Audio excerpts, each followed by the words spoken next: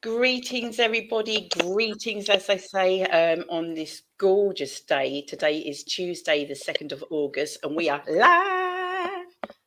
live on Facebook, Simply Deez Events and Pamtango Radio, and we are also live on YouTube. As always, I say please share, everybody. Doesn't matter what platform you're on, doesn't matter who you are, who you're with. Share with your friends, share with your contacts, share. There is always valuable information that you will receive today. So for those of you that are just joining us, my name is Dee Bailey and I am the founder of Simply Deez Events. Welcome to Real Talk is Simply Deez, and I am super. You know I am. I am super excited. I'm buzzing. Producer can't stop me now. The show started. She can't stop me. I'm singing. I'm dancing. I think I'm continuing from Saturday. Yes. And you guys can see there's a gorgeous young lady on the screen. I'm probably going to get her name wrong, but trust me, I'm sure she will correct me. Louize? I knew it. I don't think I maybe said your name on Saturday, but greetings, Louize, greetings, and thank you so much for coming on today. Thank you. I know you're a busy woman. What are you laughing at? Are you not a busy woman? Not as busy as you think I am. Not as busy as I think I am, purely because of you. Normally, I might get one person watching, generally. I forgot to mention that bit, but the numbers are creeping up. And that is because you are on, my love. You are on. So at least we only met. So people are probably thinking the way we're bantering and talking, they think we've known each other a long time. We've known each other probably about 3-4 days, and not even that, if I'm right. We met on Saturday at an awesome event. Your mum, who I know is in the wings, I am going to chat with your mum another time, purely because the stage is yours today, darling. How does that sound? Does that sound good? Yeah, sounds good. Okay, so what I'm going to do, we're just having a chat. It's not an interview. We're just having a chat, a conversation.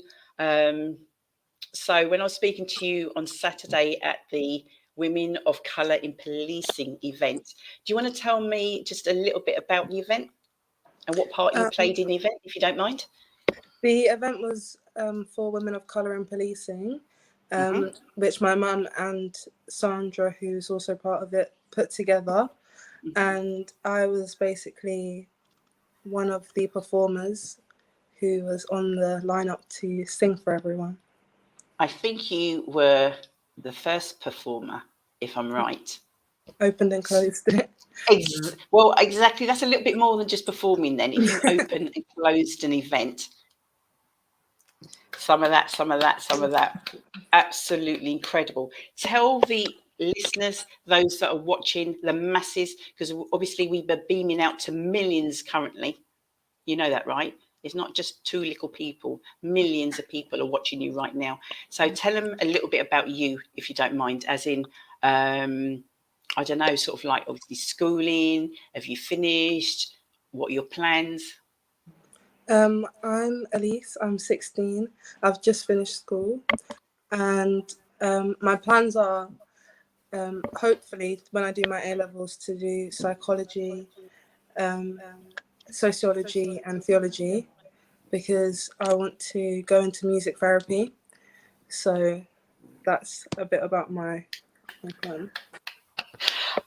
That is an awful lot of subjects, isn't it? Or is that me? Is that a lot? It sounds a lot. It's a bit. It's all right. It's all right. Yeah? Yeah. So you're going to take this, I don't know, this 6 weeks or whatever it is, or however long you guys have on holiday. What are your plans? What do you plan to do with your time? Well, I started looking at the psychology information that you need to know and the lesson plan, so I can see what I want to do in the future.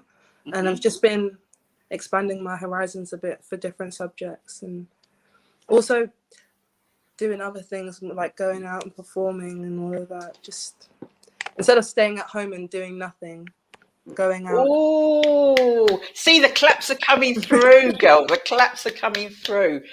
Excellent. Oh my gosh. So hi Tishi, hi Jackie, hi everybody. Welcome, welcome, welcome. As you can see, we have got an incredible young lady that has joined us this evening called Louize, and I met her on Saturday. So I know you were singing, Louize, and I won't kill your song a little bit later on, but hopefully you'll give us a few bars of that. But do you do cover versions? Do you write your own material? Well, I've been writing songs from since I was really little, like just as a joke, or I'd write songs and go in my mum's room and show her what I've written. But Wow.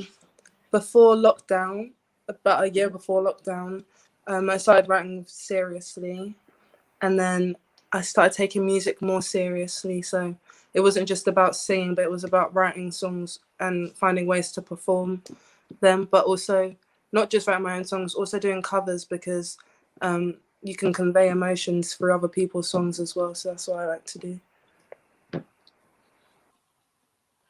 You are knocking it out the park, young lady. So have you done lots of chats, interviews? Have you done lots? This is like probably my second one, I think.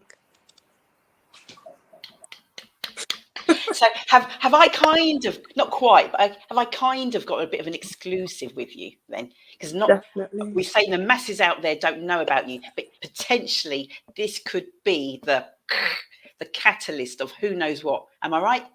Well, you're the first one to have me on your platform since I was on TV, so you've definitely got a bit of an exclusive with me.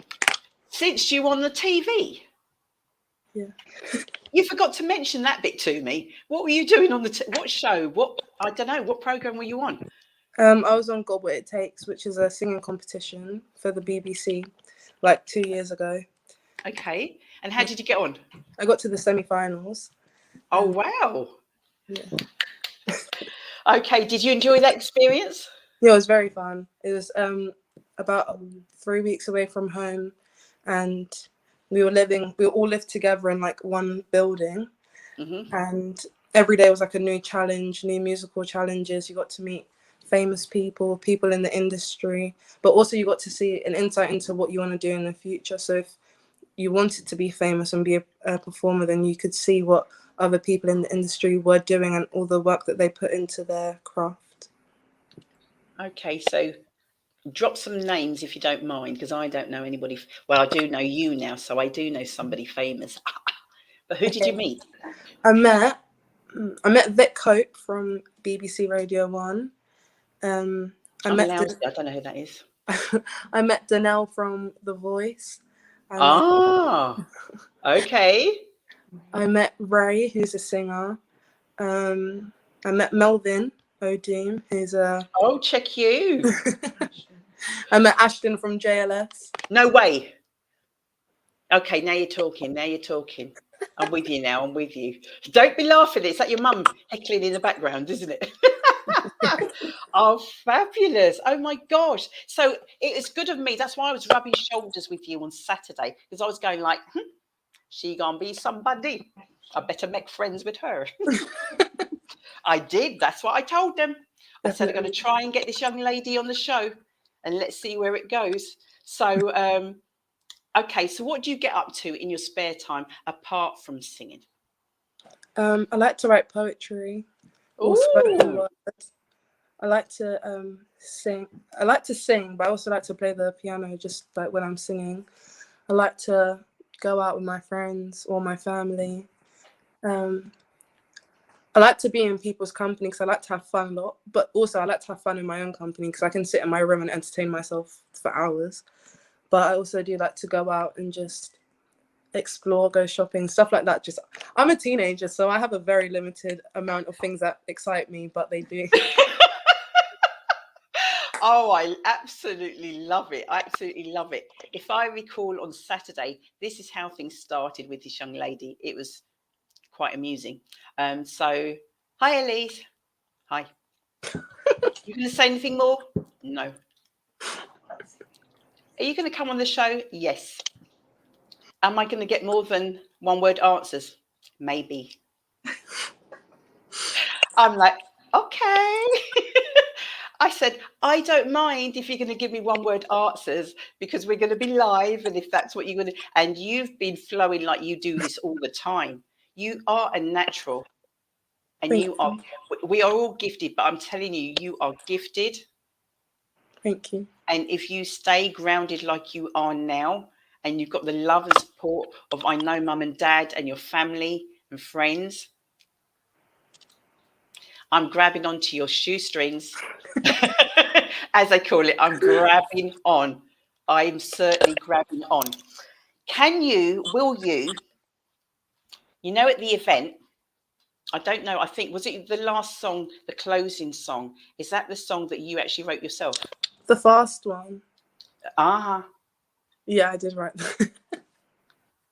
Okay. So bearing in mind, because remember, this is going out to the masses out there, so none of them can come with copyright and chop me off, which is what sometimes I do if you're obviously doing somebody else's song.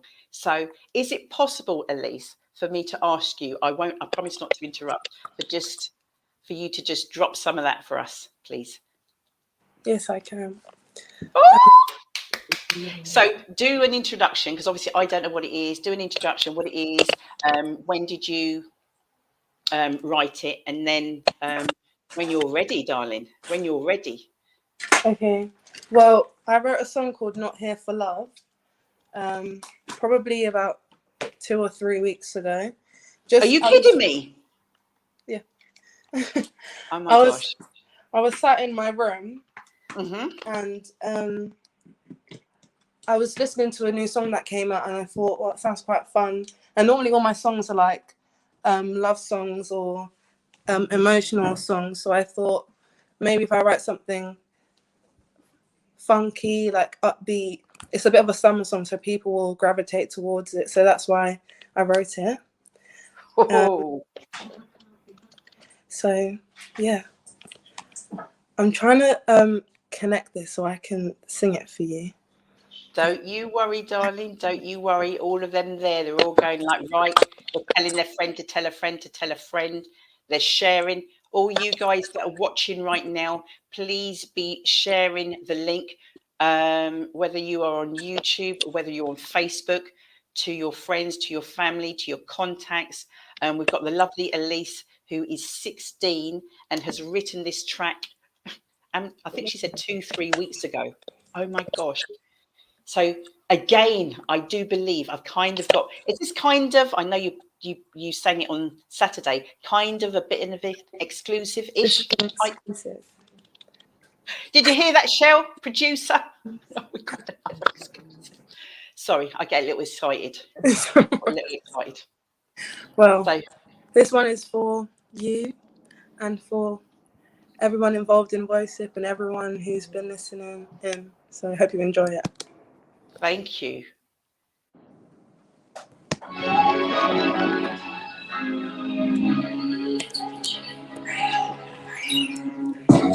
Boy, I don't know why you think it's all about you. I'm here for fun, no time for love. I'm just passing through.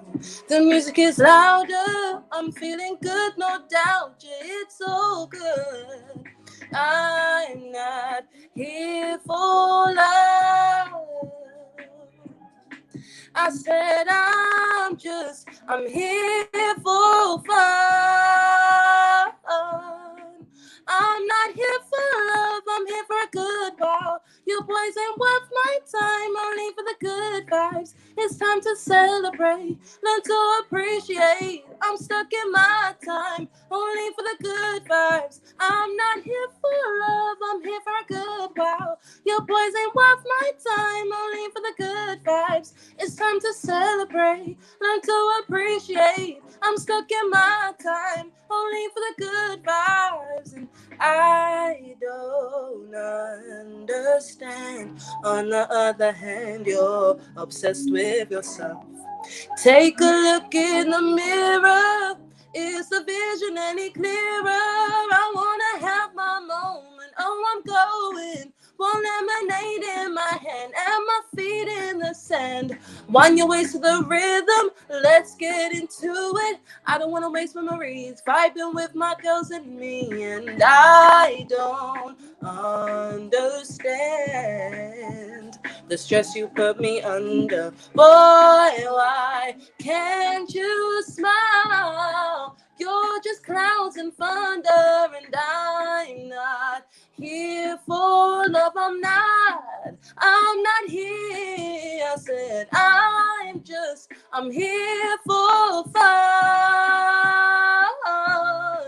I'm not here for love, I'm here for a good while. Your boys ain't worth my time, only for the good vibes. It's time to celebrate, learn to appreciate. I'm stuck in my time, only for the good vibes. I'm not here for love, I'm here for a good while. Your boys ain't worth my time, only for the good vibes. It's time to celebrate, learn to appreciate. I'm stuck in my time, only for the good vibes. Take your time, enjoy the ride. I don't like negative energy, only surrounded by positivity. No. If you're feeling blue, shake your hips a bit and sway to the rhythm. Forget about it, you're not here for love. No. Thank you.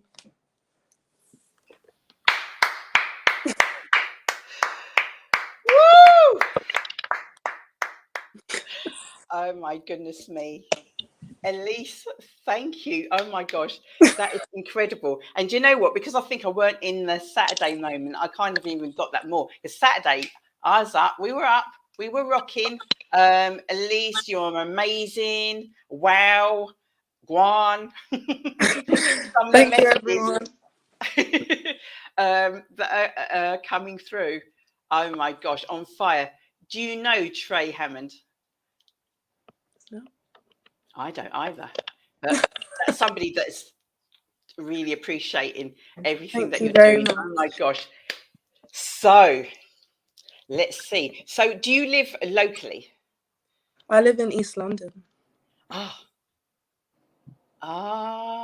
Okay. So we know people. We do. Because if we don't, we will do. So if opportunities arise, I will pass to your mother. And then I'll leave it in you guys' capable hands. Oh my gosh. How does this feel?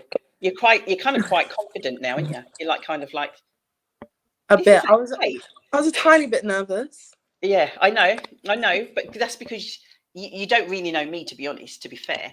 And then you're kind of thinking, I don't know what this is and how's this going to work. But now you're kind of like, right, why is she going to kick me off? Is she going to kick me off? What do you want to say? What do you want to say? Louize, you are amazing. Thank you. I don't know. These are just some of the messages that I'm seeing. Thank you very much, everyone. That I'm seeing coming through. I don't want you to disappear. The producer is going to be sharing this with a few of her contacts. Let's watch this space, as they say. Actually, producer, come on. Jump on for just one moment, please, because I don't want the lovely Louize thinking like I'm a little biased because I met her on Saturday. I just said, got this young lady, met her Saturday. I said she's coming on the show. And that is all you knew, wasn't it? Yep, that's all I knew. So what have you just witnessed? Yeah, I had a little bit of a stalk on TikTok earlier before you came on. I've got a few friends on TikTok that have got like radio kind of things that they do. And I've got an old friend that I always chuck a load of music people at because he does do producing of music videos. So I don't know. We may try and push a bit out there. We've got to knock those doors, definitely knock those doors. And the fact that you not only want to, in terms of music, but can you, because there's some people that, I don't know who that is, that's typing that I can, yeah, typing that I can hear. It's not that you just want to do music. Can you just explain to the guys what you also want to do with your music? And I think that is massive, because I can see the impact that that's going to have. I want to go into music therapy, to work with children who struggle with autism or other health issues, because I think it would be a great opportunity to use my music to help them articulate how they feel, even just to be able to feel something and to be able to express how they are feeling inside. So I think that's why I would like to go into music therapy. Jayde, why would I be laughing at that?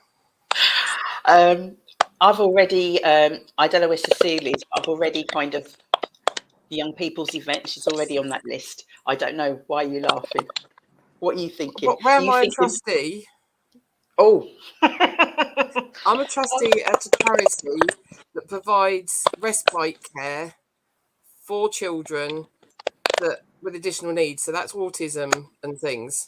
So if you go down that route and you want somewhere to come to, we can have a chat about that as well. Thank you. That's the sort of thing that we have. That's the sort of people that we have come into our unit for our children and young adults. So thank you. I would very much got like goosebumps to after that now. This is what we do. Yeah. I listen to you. I would Sorry, be very Elise. Should be very interested, yeah.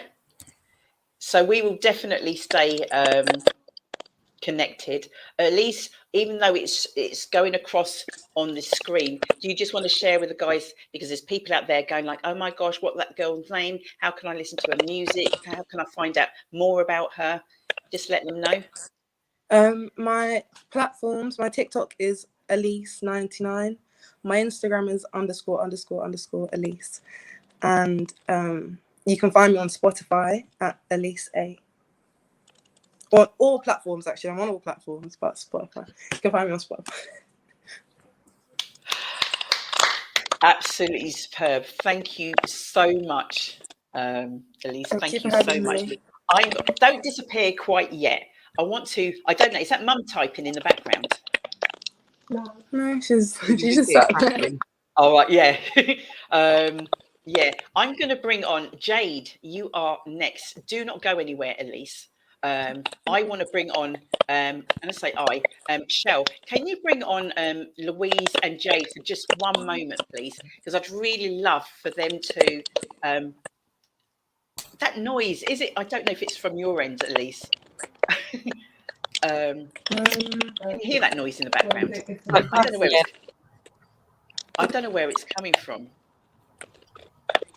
Like somebody's typing on something, or is it you? It's not me. No. My hands are there. Yeah, it's probably mum telling everybody, log on. She's live on Facebook and YouTube now. Can I just for one moment? I just want to throw it to Jayde and to Louise. I don't know. What do you think of this young lady? Is only 16, and only 16. I don't know. Any comments, please? I think you're amazing, absolutely amazing, and the field that you want to go into is just so inspiring. And I think you'll help so many people because it's allowing them to be creative. And people with autism. So my stepson had autism. He had Asperger's syndrome, and being able to express himself was a real challenge for him. So to be able to have music to allow him to do that, I think is amazing. Yeah, you've got an amazing voice. 16, you've blown my mind, to be honest. I missed that part when you said how old you were. I think, I second that. I think it's amazing that you're. It's not my computer, isn't it? It's terrible, isn't it? Yeah, it is. No. I was just going to say, yeah, you was amazing, and I work with some young people that have learning disabilities or autism, and I think it's amazing to use your gift to help others. So no, I think well done, and you sounded amazing. But no, and I think it's really good as well. At 16, you already kind of know what career path that you want to take. Because I'm really worried that's my laptop. Thank you. What did you say that you wanted to study for your A levels? Psychology, sociology, and philosophy. Wow. Really interesting subjects. Really interesting subjects. No, and to do that alongside your singing, your songwriting, that's amazing. So well done. Thank you very much. Thank you. Thank you. All right, Louise. Elise, I think it's coming from your end. I don't know how, but it's coming from your end. All right. Thank you. It just sounds like it's coming from everyone. I know. Yeah, Louise, I'm going to chat to you in a little bit, my love. Saving you. The lovely Jayde. Yes. Me. Jayde Sarrington. Hi, everyone. Hi. How are you? Yeah, I'm good. Nervous to be on this live, but good. How are you nervous? I don't know why. I don't know. Because we're just having a chat. You saw Elise, she said the same thing actually. She was going, bearing in mind she's 16. Yeah. So what you got, let's put on our big girl knickers now. Got them up. We can do this. Greetings everyone. For those that are watching, as I said, please continue to share with your friends, with your contacts. We're live on Facebook, Simply Deez Events, Pantango Radio. We are also live on YouTube as well. And I have now joining me the lovely Jayde Sarrington. Have I got that right? Yeah, that's correct. Yeah. And you know, when you kind of follow people and you kind of see what they're doing, see what they're up to, and we kind of just do what we're doing, don't really think much of it. And we had a brief, literally a conversation less than 2 hours ago, didn't we? Because you're going, Yeah. like, I don't know about this, Dee. I don't know about this. And I said, like, let's do a video call, because I was thinking, like, because we've never spoken before, have we? No. So the guys out there are probably thinking like we've known each other, or we know each other. We don't. Jayde said she's seen me around in a nice way, guys, because those people out there, you've got no idea what these people are like, Jayde. I'm telling you. She's seen me around, and but we've not actually spoken before. So welcome, Jayde. Welcome. I'd like you to. I'm here, not going anywhere, and questions will be coming through. Who's Linda? My mum. Oh, is it? Hi, Mum. Yeah. She popped up. Hi, Mum. She's sending you lots of love. Just as everybody is, darling, as everybody is. Tell us a little bit about you, and then kind of like, you know, we're going to kind of get into some stuff. But what I've got a habit of doing, because the show is called Real Talk. Yeah. Okay. And it's really important for me, you know, been doing the show kind of like about 4 years now. Life is literally a roller coaster. Yeah, it is. Do you know what I mean? Yay, the highs. And then the not so great bits. Yeah. And it's like a storm and having to ride it. So sometimes it's not a case of everybody on here and, you know, people share what they want to share, but I like for people to share whatever it might be, that it will be something or a message that would help somebody else. Yeah. Okay. Do you know what I mean? On their journey. So I know nothing about you really, even though I said I've read you. So I need you to peel it back, Jayde. I don't know if you're a Lutonian. I've got no idea. Yeah. So I was born in Luton, and I've moved like just to Dunstable area now, but for most of my life in Luton, I think the main reason I think you said to me about coming on was you see a post about me graduating and doing my teacher, but education wasn't always like on the cards for me. I left school really early, had a child when I was in high school, so quite young. And then I kind of returned to education later on. And I graduated for the third time last week, which I'm really happy about. And now about to start a career in teaching. So Oh my gosh. yeah. Amazing. How you think you're going to be on my show and sort of like manage to summarize things in the case of a minute? You must be crazy, girl. You must be crazy. So I honestly didn't know some of, and this show is very much as in like, you don't want to go somewhere, you don't need to, you kind of sort of say to me, don't really want to go there, Dee. But I think my son was, it was probably about 19, I think, when he had his first daughter.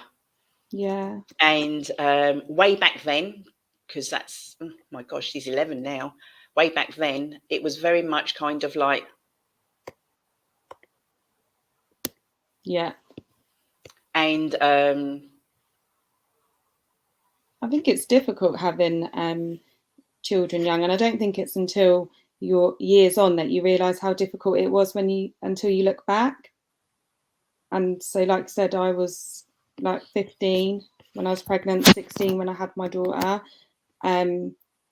I was quite lucky. I've got a really supportive family, but I think it's like there was lots of like difficult times, but also I think she kind of was my inspiration.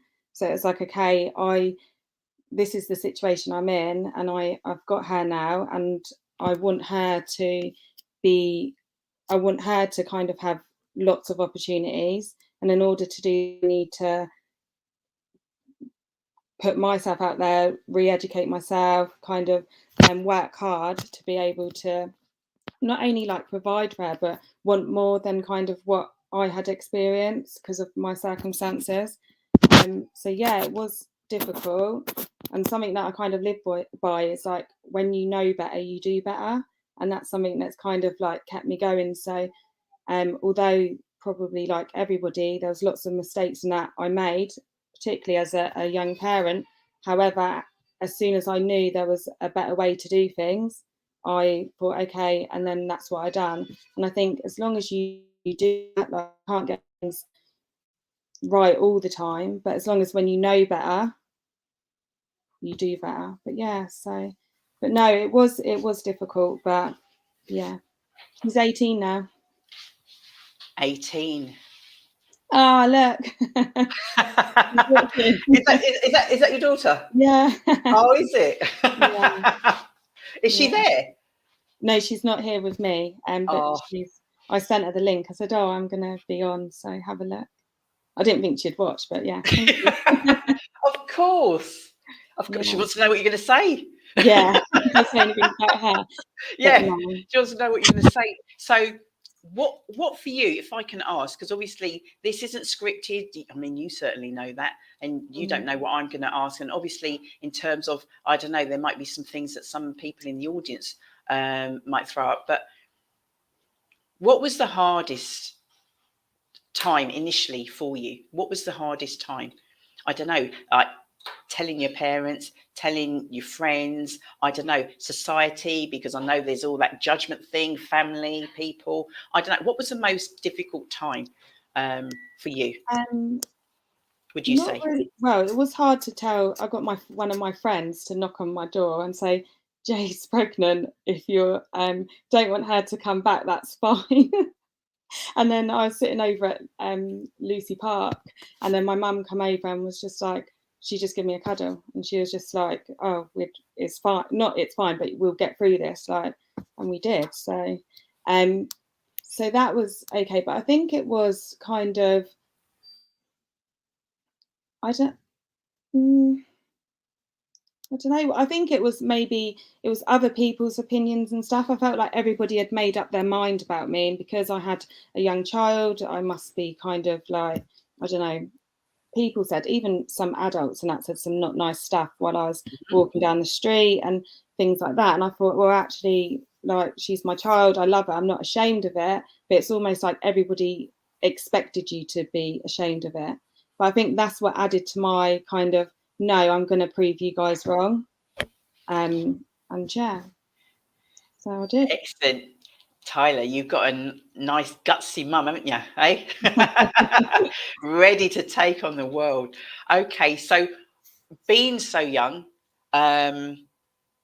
you know, sort of like you had her young, so that was schooling, I presume college. Was it a case of like being a mum? Were you kind of trying to work? What was your so I didn't finish year 11 because I think at the time they didn't have like the risk assessments and stuff in place that they have now, and there wasn't a place for me to go, so I didn't finish year 11, but I wanted to go to college with my year. So I tried that, and I'd done leisure and tourism, but one of the things was you have to go away for a trip, and one, I didn't want to leave Tay. Secondly, I didn't have the money for a passport, so I then took the rest of the year out with her, and then I went back the next year. I went and done like business admin, I think, at Central Beds College, and I done like a level 1 there. And I just thought I wanted to help people, and if I got admin, places like the NHS or doctor surgery or schools, that they all need administrators. So I thought, okay, that's what I'm going to do. I'll get my admin qualification and then get a job somewhere. And then if I have to work my way up, then that's what I'll do. But at that point, my career, kind of what I was looking for, was to be like a receptionist or administrator, which is a fantastic job. But I didn't think I had any other option than that at the time. So I done that, and then I secured after that an apprenticeship to do my level 2 business and admin with Luton Borough Council. And I worked in their like HR department, and they had a really supportive like mentoring team and support staff there. So I done that, but towards, I think, the end of it, so I had about 2 months left, Tay's dad passed away. So then that threw another kind of like thing that happened that then I had to step away from work and deal with. But yeah, so then I just done some odd little like bar jobs and things like that.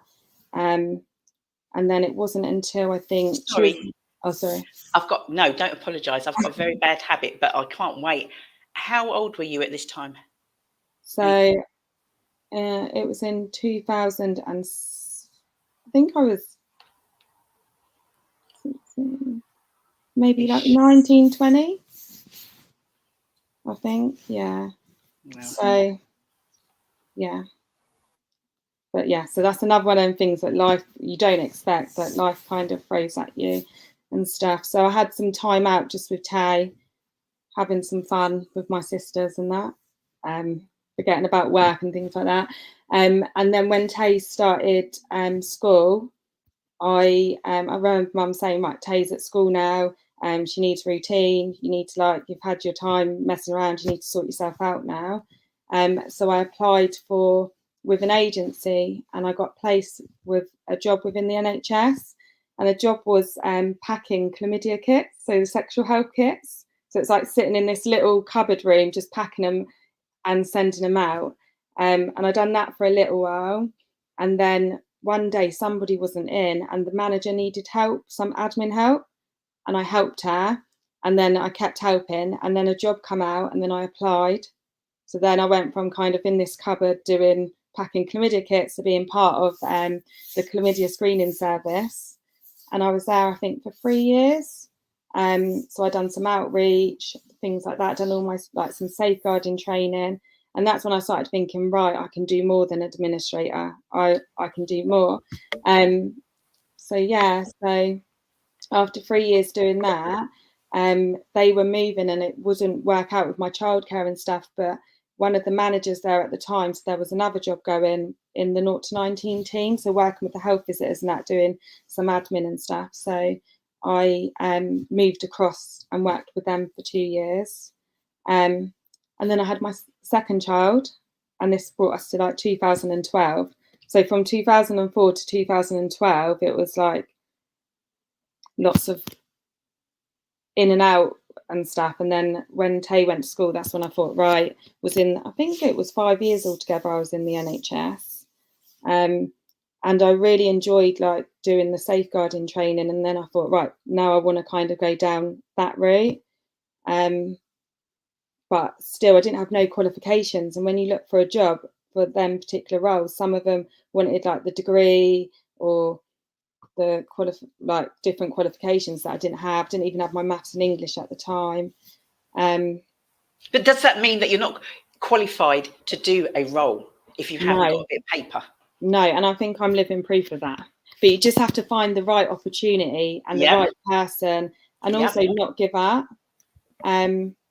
So in 2012, again, I spoke to one of the managers where I was working, and she said, you know what, Jayde, like start looking, you'll do really well, like working face to face, like with people rather than behind the scenes. And I think a job was coming up at Barnfield College. So I applied for that as a mentor, and I got that, and I was there from like 2013 to 2015, and that's when I worked with Veronica, who you've got on later. She's actually on. She's waiting in I the can wing. see her. So she can so she can hear you. She can Hi, hear Veronica. You. So so then when I was there, it's like my first job where I was actually like working with people, like mentoring, and I thought, yes, this is what I wanted to do. And then a job come up for safeguarding advisor, and I got that, and I worked kind of under and with Veronica, and I said to you earlier that it was at that point watching, thinking, where does Veronica know all this knowledge? Like, where does she get this information from? I can do a good job, and I believe I'm doing a good job, but I felt like I didn't know why I was doing what I was, the reason why people say you've got to do this process or you've got to do that. And that's when I decided to return back to education. So and then that's when my uni career started. But you're just saying it all matter of fact, and I'm like kind of like, oh my gosh, I've got Louise who's going to be coming on a little bit later. Louise is just clapping away, as in like this is all just when they say God's timing, Louise knows what I'm talking about. And Veronica, I hope you are listening and you are there, because Jayde shared something with me earlier on. Are you there, V? She's probably there, but maybe popped off and doing something else, because I'd like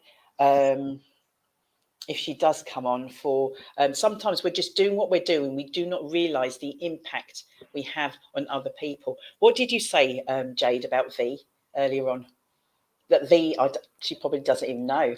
No, I just said that like watching kind of how she worked, kind of her professionalism, her knowledge that she had, and that it like inspired me to do more than what I was doing, and that it is possible to do the role that she's doing. Don't know if I'd ever be as good as how she was there, but no, I learned so much from her, and often still when I'm dealing with safeguarding situations, reflect back to some of the things that she taught me or explained to me. So thanks, Veronica. Oh wow. So you've kind of brought us up to, are we up to 2022 yet? I know you've done, has anything else happened in between? Any more kiddie winks? Any more anything? So in 2000, one more, but no more after that. In 2015, I left the college and I signed up for a foundation degree, because again, I didn't have the entry requirements to do the full BA. So I done child and family studies, and I got a placement at the Avenue Centre for Education. So I volunteered there, and I stayed there for the 2 years of my foundation degree, completed that, and then I done the top-up year to get my undergrad and done the BA. And then in 2018, when I finished that, part of my dissertation was on alternative provision, and it highlighted there was a need for more provision for young girls.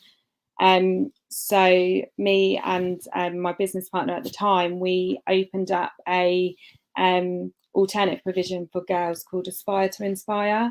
And we had it for 2 years. It was really successful. It was amazing, actually. And then kind of COVID hit. I had my my final child. And yeah, so then that kind of closed, got put on hold, and I returned back to ACE and done my teaching. And that brings us to today. Wow. Yeah. I forgot to tell the masses out there to buckle up. I forgot to tell the masses out there to buckle up, because that was a serious journey. Do you know what? It has been, and it's, I suppose it was all kind of looking for them opportunities. So yes, I was packing chlamydia kits, but somebody needed a bit of help, and I thought, oh, I can help. And then that opened up the opportunity to then get the job, and then kind of opened the opportunity to move. And do you know, so it's kind of just about taking them opportunities. And also, if I didn't take that job, which people might have frowned at initially, then I wouldn't have had the next opportunity. And that's something like that I don't think everybody is willing to do, but I don't think they realise how many opportunities can come from that decision that you make. So yeah. Definitely. I sort of say sometimes when there's an opportunity, with your hands, with your feet, with anything and everything, grab it, because you just never know. Those are the ones, exactly what you're saying now. Because if you didn't, you may well be on a different path. Yeah. Do you know what I mean? You may well be on a different path. Veronica Ebanks, V, are you there now?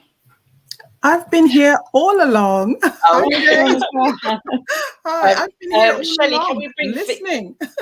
Yeah, there.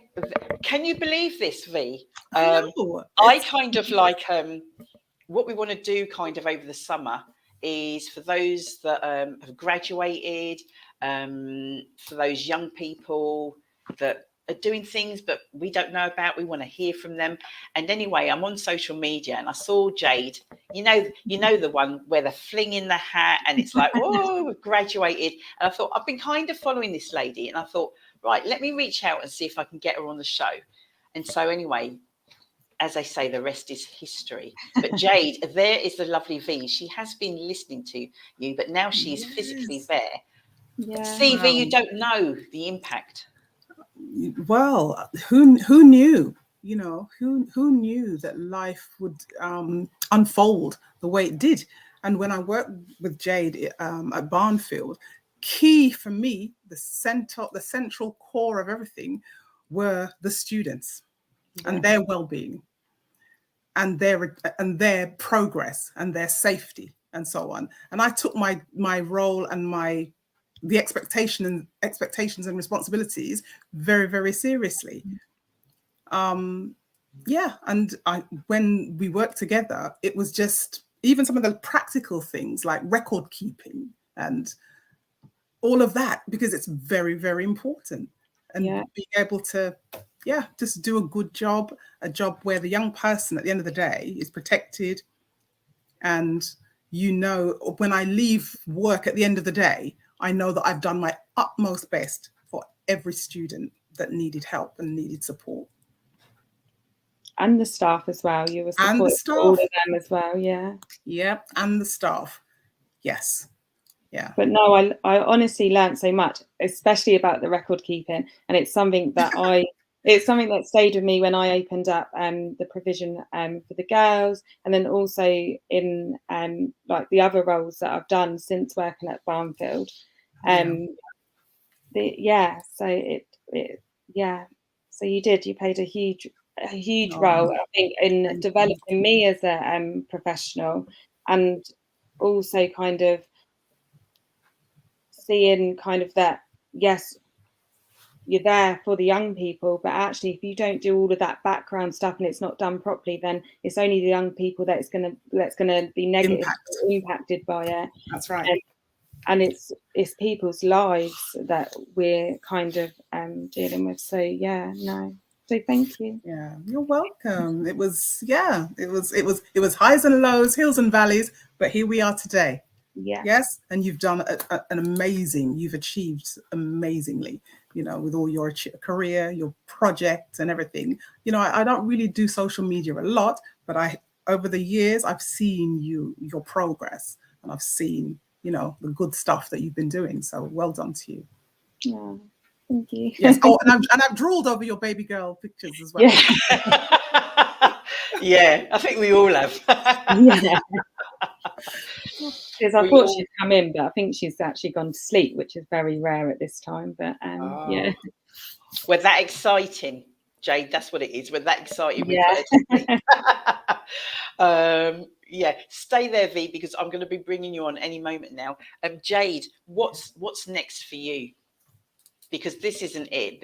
There's we know there's more, but where are you at now, and I don't know. Can you talk about your next move, or are you going to keep that? Yeah, I actually I love working at ACE, and like I said, I returned after being away for working somewhere else for 2 years, and I think now I would like to I've paid so long doing catch up. I want to now just enjoy the role. So I'm going to be delivering and teaching health and social care. I'm also going to be continuing my role as theme lead for reading. And also just try and finally get that work-life balance, like enjoy the children and stuff. So I say it, but everyone's like, you won't. But no, so I just want to kind of to enjoy it, because I was always trying to get to the next step, and you miss so much. And I'm kind of at that point now where, like, my oldest daughter's 18, the baby's still a baby, and I know that Tay was okay with how things were, but I don't want to miss this opportunity with like my last baby. So I just want to have that nice work-life balance if that's possible. But I will maybe go and do my master's in education and leadership, maybe soon, a couple of years, and then maybe one day be a head teacher. I don't know. Woo! Yeah. Aim high. Yeah. Aim high, as you said, the balance. But yeah, don't close the doors. No. I mean, tiny little open so you can still see what's going on. Yeah. Oh my gosh, Jayde Sarrington, you are absolutely amazing. How was it? Was it as awful as you thought it was going to be? No, but I'm absolutely sweating. But no, it was okay. I feel like I rushed through so much because I was just like, oh, but no. No. Thanks, Not at all, not at all. And as you said, the impact that you're potentially, just like you're sort of like saying about Veronica, in years, I'm sure you will have the same, the young people saying to you the impact that you've had and changed their lives also as well. hopefully. You will do. Okay, Jayde, thank you so much, darling. All right, and we'll catch up soon. Right, thanks. All right, bye-bye. Bye-bye. Oh my gosh. Greetings for those of you that are with us. It is now, we are nearing on the 8 o'clock. You're going like, oh my gosh, what an incredible hour. Two amazing young ladies, Elise and Jayde, have been in the first part of the show. And now we have my third guest, Veronica Ebanks. I know her as V. I'm going to stop because this lady, if you can see on the screen, there's so much, my gosh. It'd take us all day to go through all of it.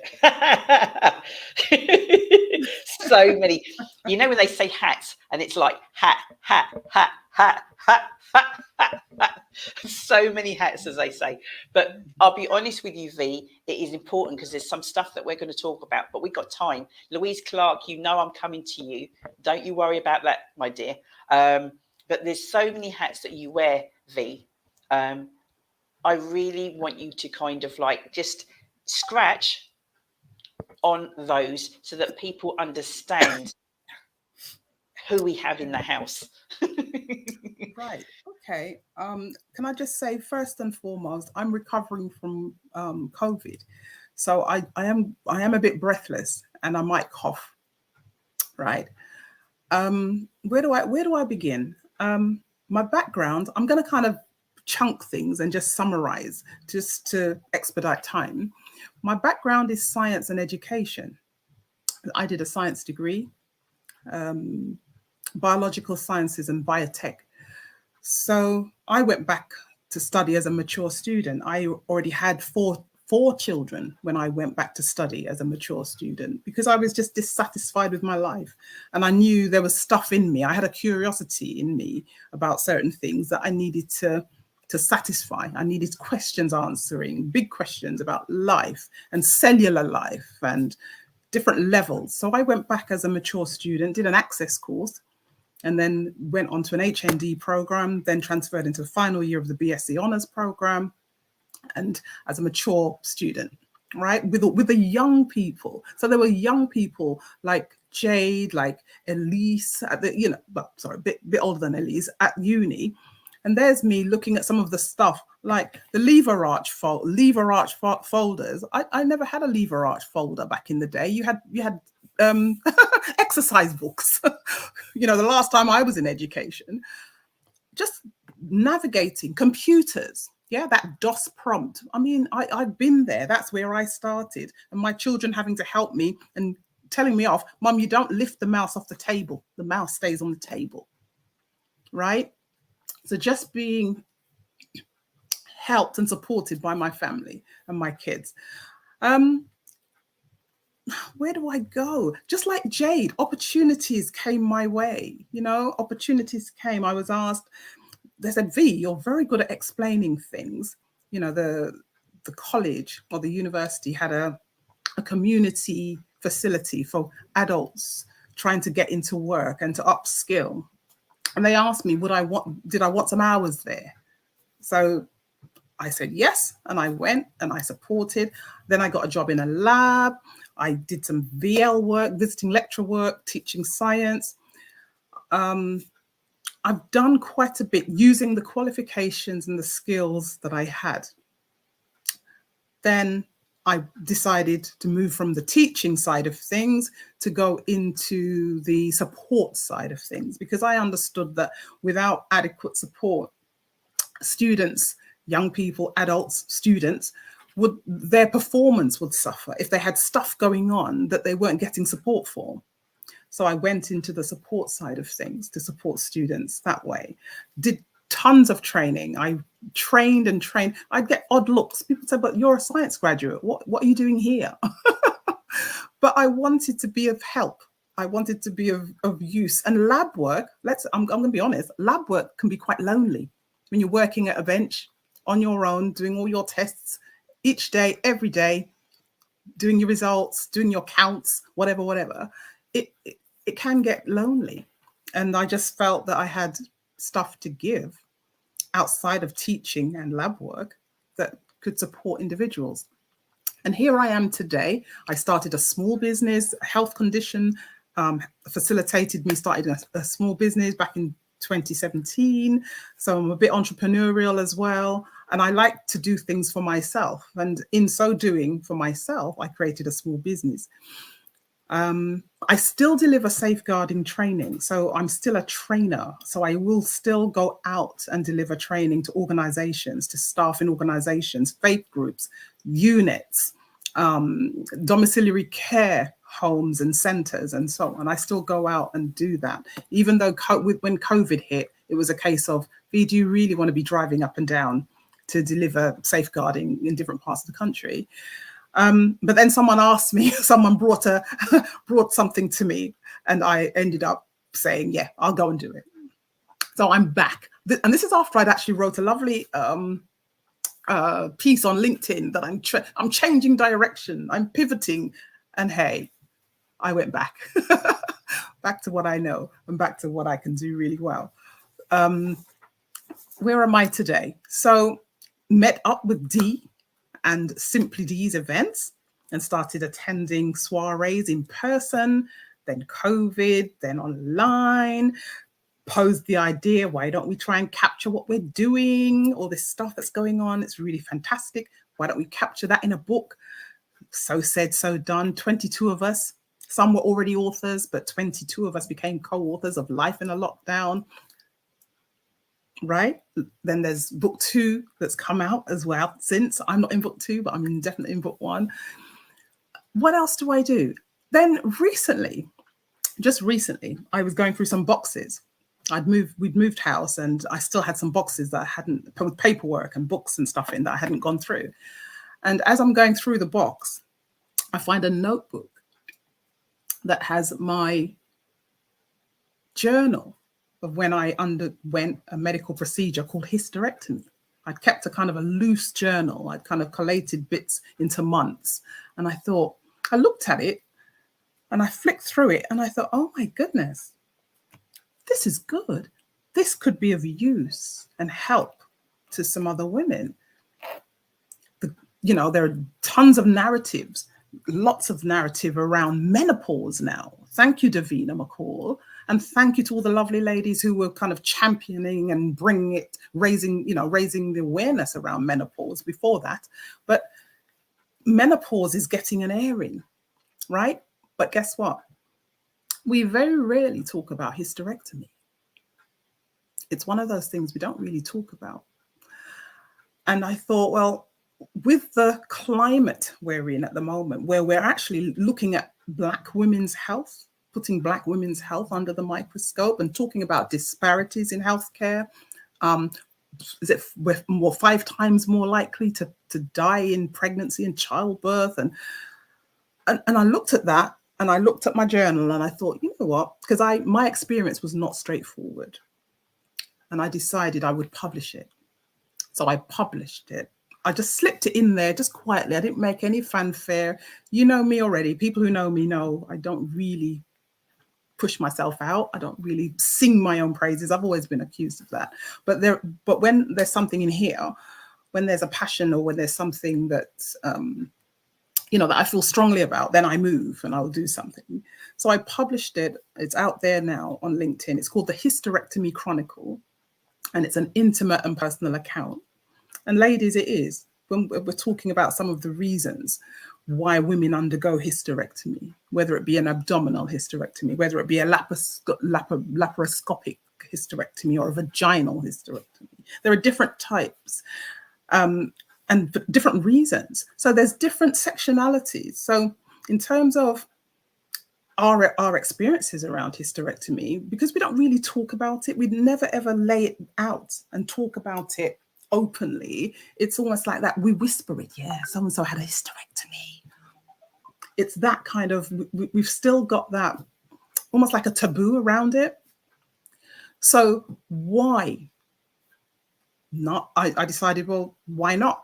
And then being the age I am now, maybe 10 years ago, maybe, I don't know, 15 years ago, never me writing something about wearing Tampax and 2 pads.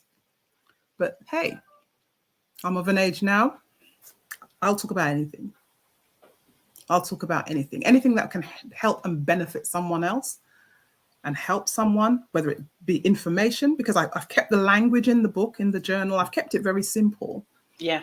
I haven't, I could have really gone super scientific and delved right in there and, and made it a bit inaccessible. But I wanted every woman who picks it up to read it, whether she's had a hysterectomy, whether she's contemplating a hysterectomy, whether her mum's had a hysterectomy, her sister, the men in our lives, whether it be your girlfriend, your partner, whatever, you want to find out about hysterectomy. Well, here's one woman's account, and she happens to be Black.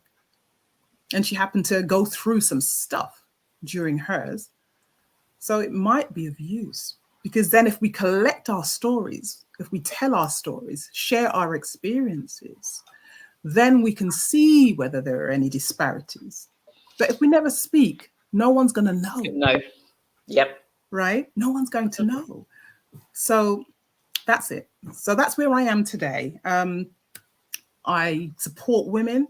I call myself the skilled helper, because actually everything I've done in my kind of working life and my career, in my professions, been supporting people. Along the way, I qualified as an holistic therapist, because I like massage. I like the idea that you can support your own immune system, your sleep, with massage and with body work and so on, and aromatherapy. So I did all that. I qualified. I'm always learning something. I'm always studying.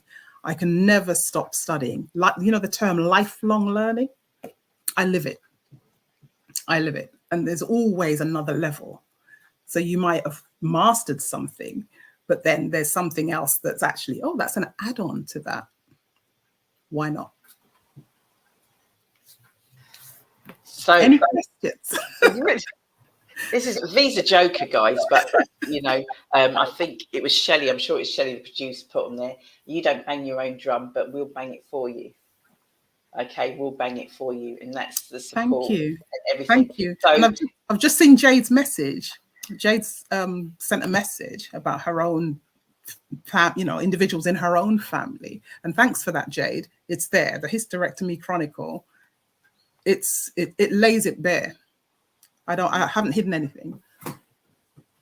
Okay, the spiritual, the physical, the emotional, I lay out there. And then there are all the sectionalities. So we've got Black women, white women, you've got mental health, whether you've had a child, whether you haven't had children, whether you've not had children. You know, there's lots of layers to this. Mental health stuff, it's vast, and it's a shame that we don't talk about it. So I'm saying I am lifting the lid, and we're going to look at it. All right. Are we going to kind of look at it anytime soon? As in, like, I don't know, is there a launch of this book at all, or have you launched it already? Right. So on the 11th of September in Luton at Little Red Arts at 7 p.m, guys, the link or the details about the event is on Eventbrite, and it's called a book launch. It's under the category of book launch and the Hysterectomy Chronicle. And what I'm hoping to do that evening is to have a discussion about hysterectomy, like have a panel and everyone participating in a discussion around the subject matter. All right. So that's going to happen on the Sunday, the 11th of September, which is not that long away. About 5 weeks, yep. But can I take this opportunity to also tell you about another event that is on Eventbrite? August the 19th, which is a Friday. If there's anyone listening up in the Northern Hemisphere, when I say Northern Hemisphere, I mean places like Wolverhampton, Birmingham, around there, myself and Jackie Bergwin-Turner, who is a fantastic coach, a transformational coach, we're putting on an event called Iron Sharpens Iron. And it's a meet, connect, network, coming together for support. It's a holistic form of networking. And that's going to be on the 19th of August, a couple of weeks away. And that's going to be in Wolverhampton. That's also on Eventbrite. All right. So it's a collaboration between Jackie Bergwin-Turner and myself. We are going to be taking care, helping individuals who are confused by all this COVID stuff, not sure which direction to turn, needing some kind of humanity and some kind of holistic support to thrive in life, to excel in life, and to excel maybe in their businesses, whatever they're doing. So where can people get all this information? I know you said some people be going like, oh, I didn't catch that. Someone's on Eventbrite, someone's on this. Yep. Where both events are on Eventbrite. So the Hysterectomy Chronicle book launch, that will be in Luton. Yes, on the 11th of September at Little Red Arts in town. So you won't even have to, so the locals, maybe the majority of people listening may be local. So do go on Eventbrite and get your ticket. All right, get your ticket. And with your ticket, you get a copy of the book. Ah, yes, that's important. You'll get a copy of the book. Yes, the book is on Amazon, and the e version of it, the Kindle version or the e version of the book is on Amazon as well. And the book is on Amazon. But if you come along, be a participant. Let's do this together, guys. Let's talk about hysterectomy. So how do people get hold of you? Because surely all of this information, if they get hold of you, they're going to know about Jackie, you know, the event 19th of August, that book launch and anything else that you're doing, how do they get hold of you? I know Shelley Producer's got it on the ticker, but how do they get hold of you? Yeah, I have a link tree.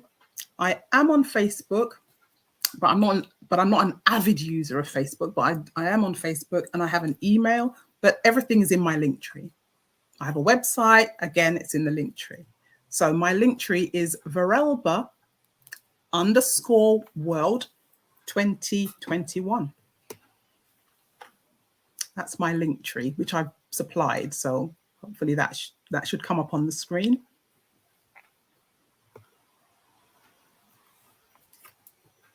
Oh, thank you, Louise. I can see, yeah. Amy, yeah, the brilliant artist, Amy Ricks. I'm just reading something there. Yes. All right. Yeah, come along. Let's do this. Awesome. Awesome, awesome, so awesome. Oh, wow. Well, I've just seen the amount of messages in the private chat. I was looking at that. Veronica Ebanks, as I said, I know you're not very well, but wanted to get you on. I'm going to be hosting this incredible book launch on the 11th of September. So that's Sunday, the 11th of September. If you're thinking book launch, I'm going to go to sleep, think again. That ain't going to happen on our watch. Trust me, that will not be happening on our watch.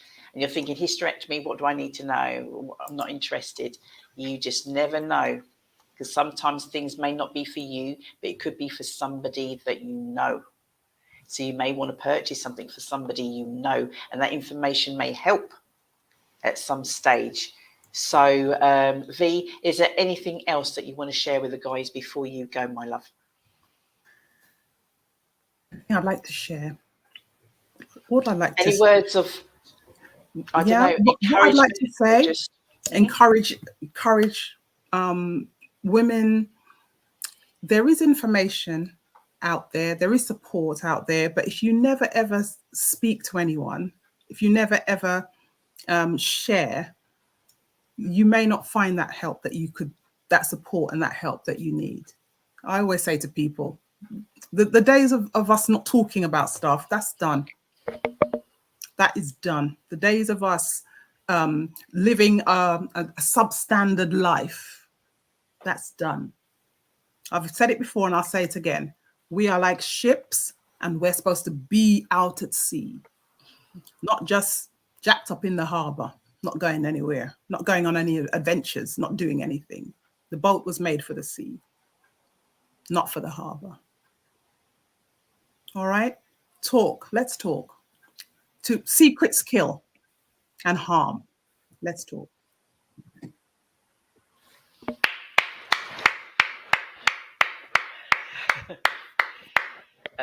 This young lady is incredible. There's so much more she could have shared. She's not well, so I'm gonna let her go.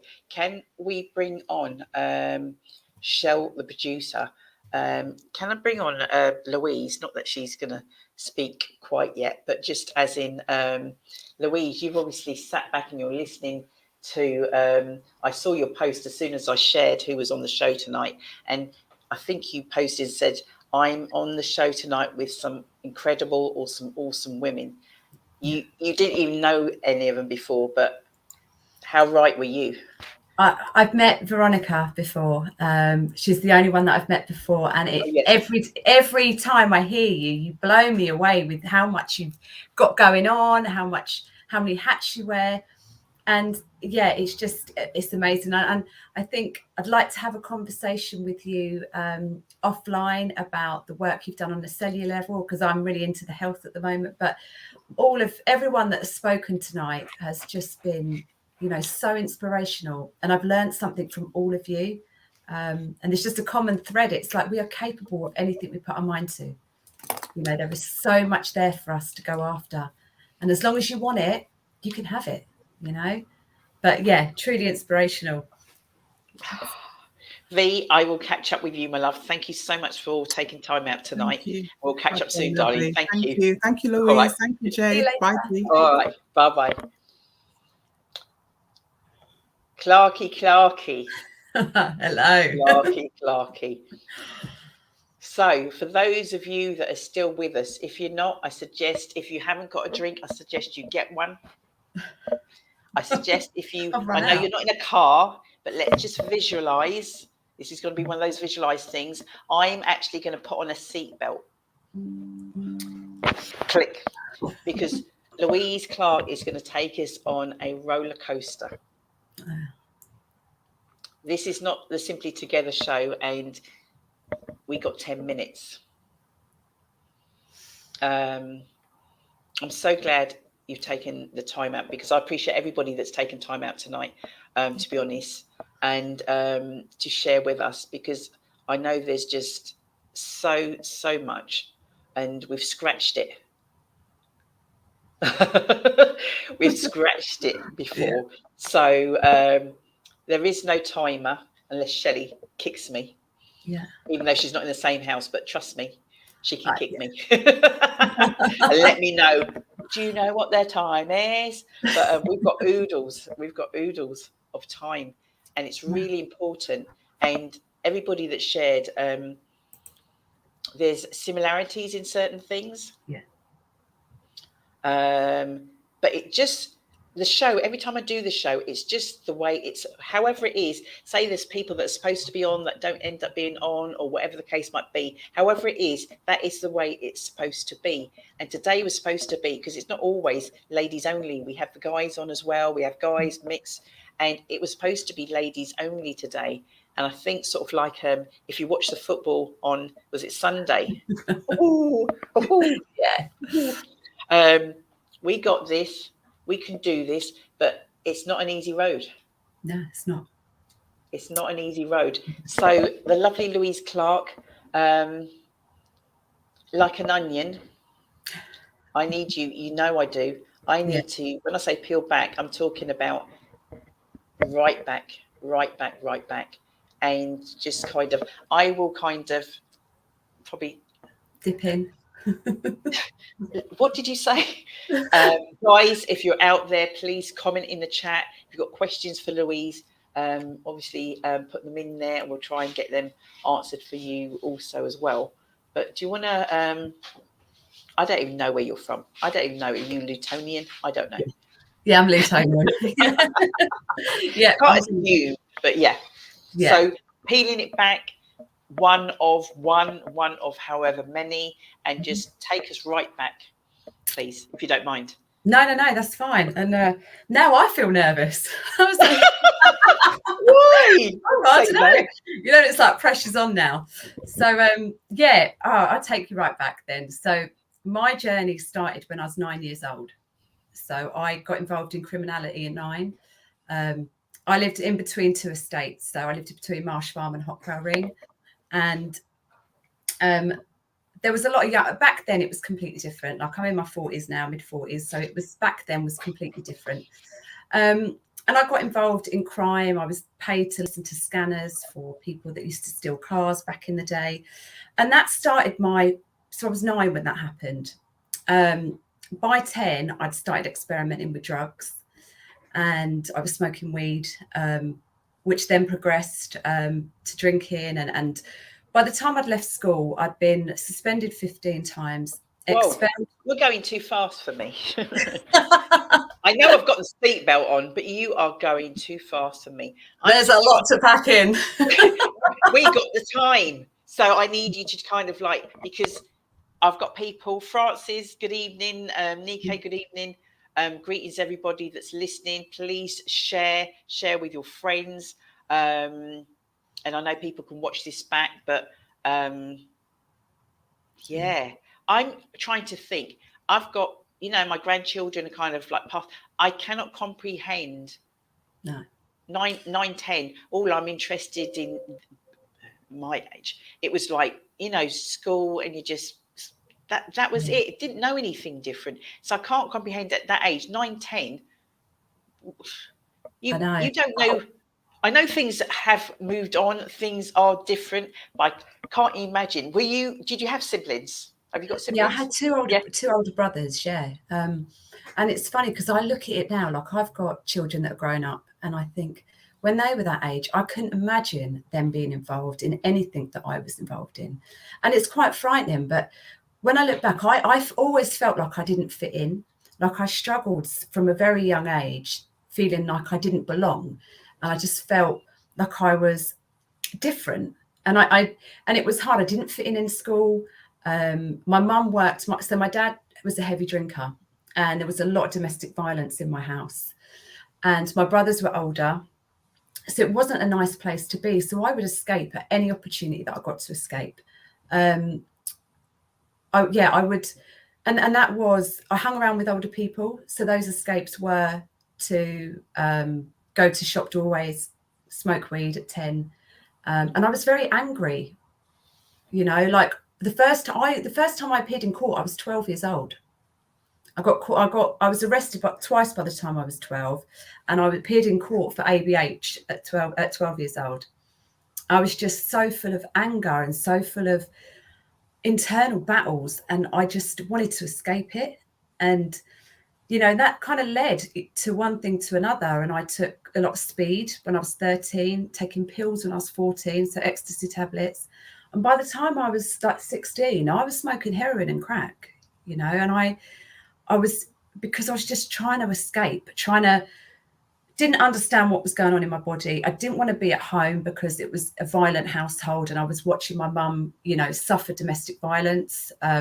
She was a staunch Catholic, so she would never, she wouldn't leave my dad. My dad was an alcoholic. Back then, the pubs were open. Like, obviously, they used to shut in the middle of the day. They'd shut at lunchtime and then reopen in the evening. Yeah. He would go out in the lunchtime, get absolutely pissed up, and then go back out in the evening. And it was just, it wasn't nice. And my mum, she, bless her, she ended up working nights. She got a job in the hospital to escape that because she didn't want to be at home either.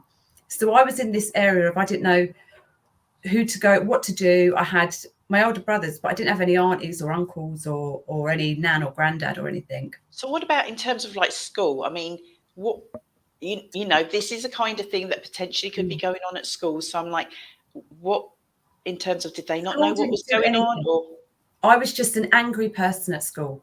I would be disruptive in lessons. I was always on report. And as I say, 15 times I got suspended. I went to 3 different high schools. The last high school, I remember going in to sit my GCSEs, and I was off my face. And I walked in and they went, I don't even know who you are. You're not even down. I went, sweet, and walked out because I didn't want to sit the exam, but I thought I'd better turn up. And there was nothing for me, no support for me at school. I think back then it was really different.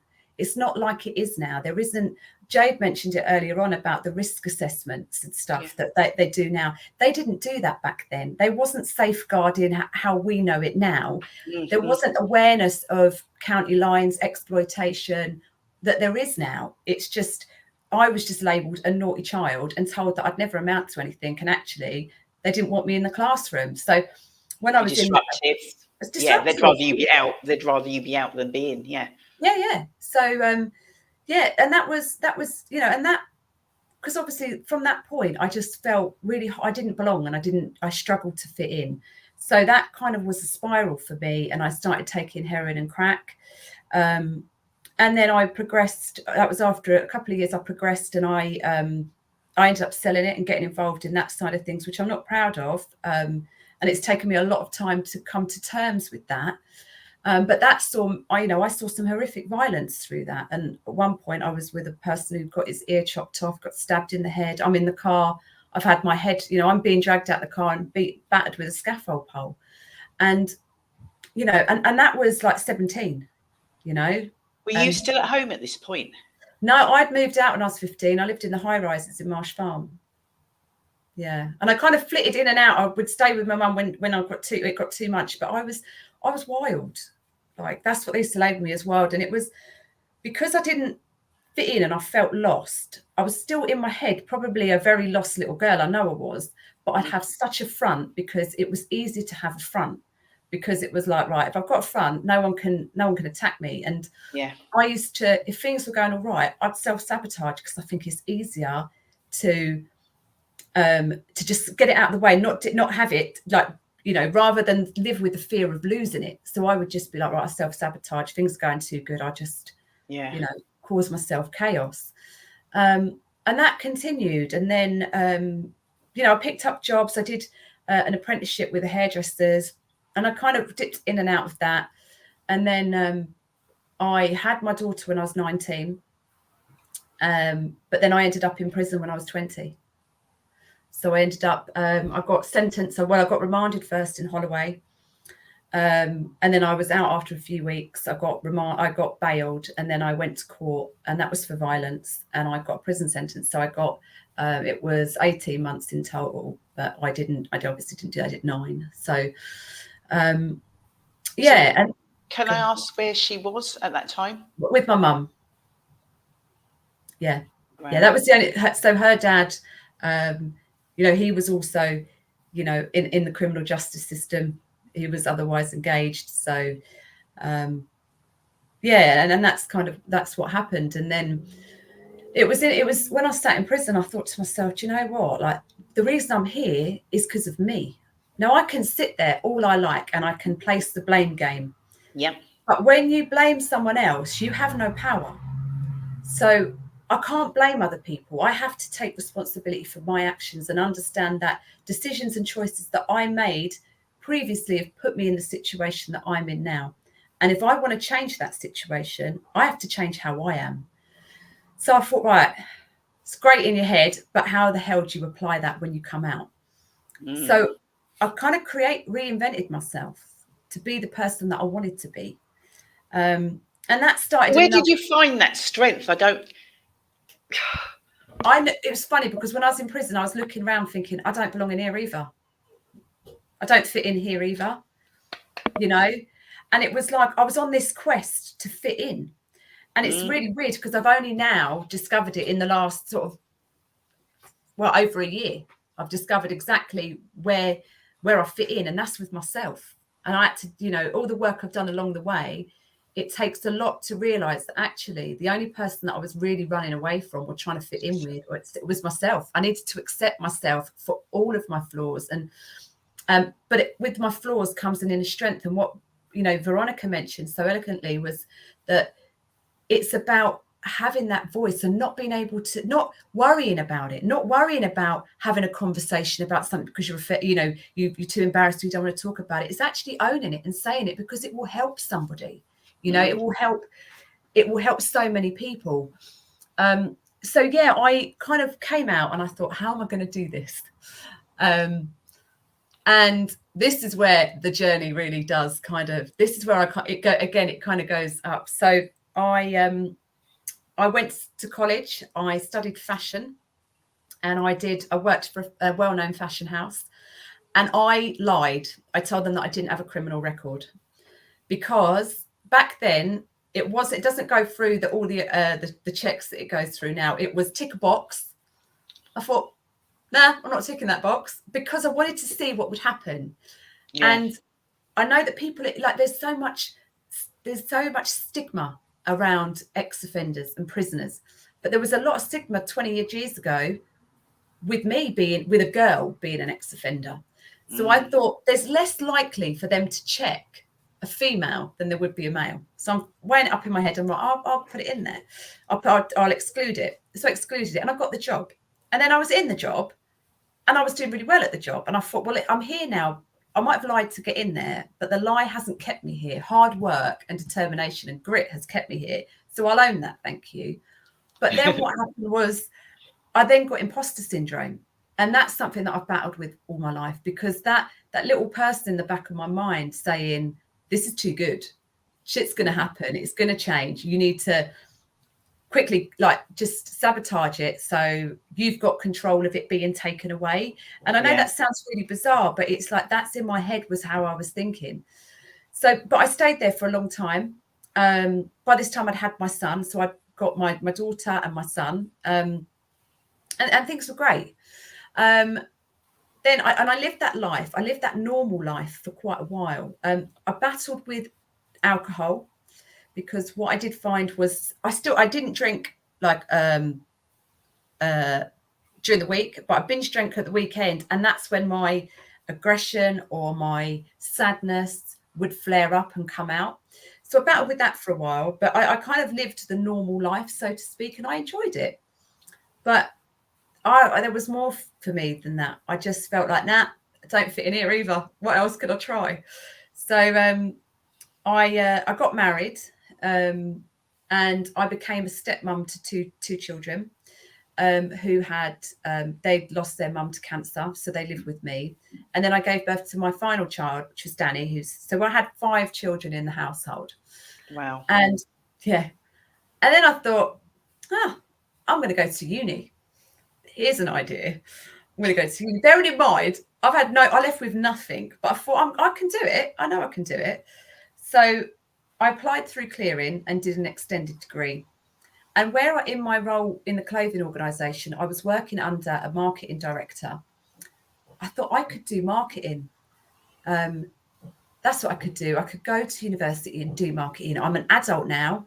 I'm adult, I'm a mature learner. I could. So how old are you at this point? 30. Wow.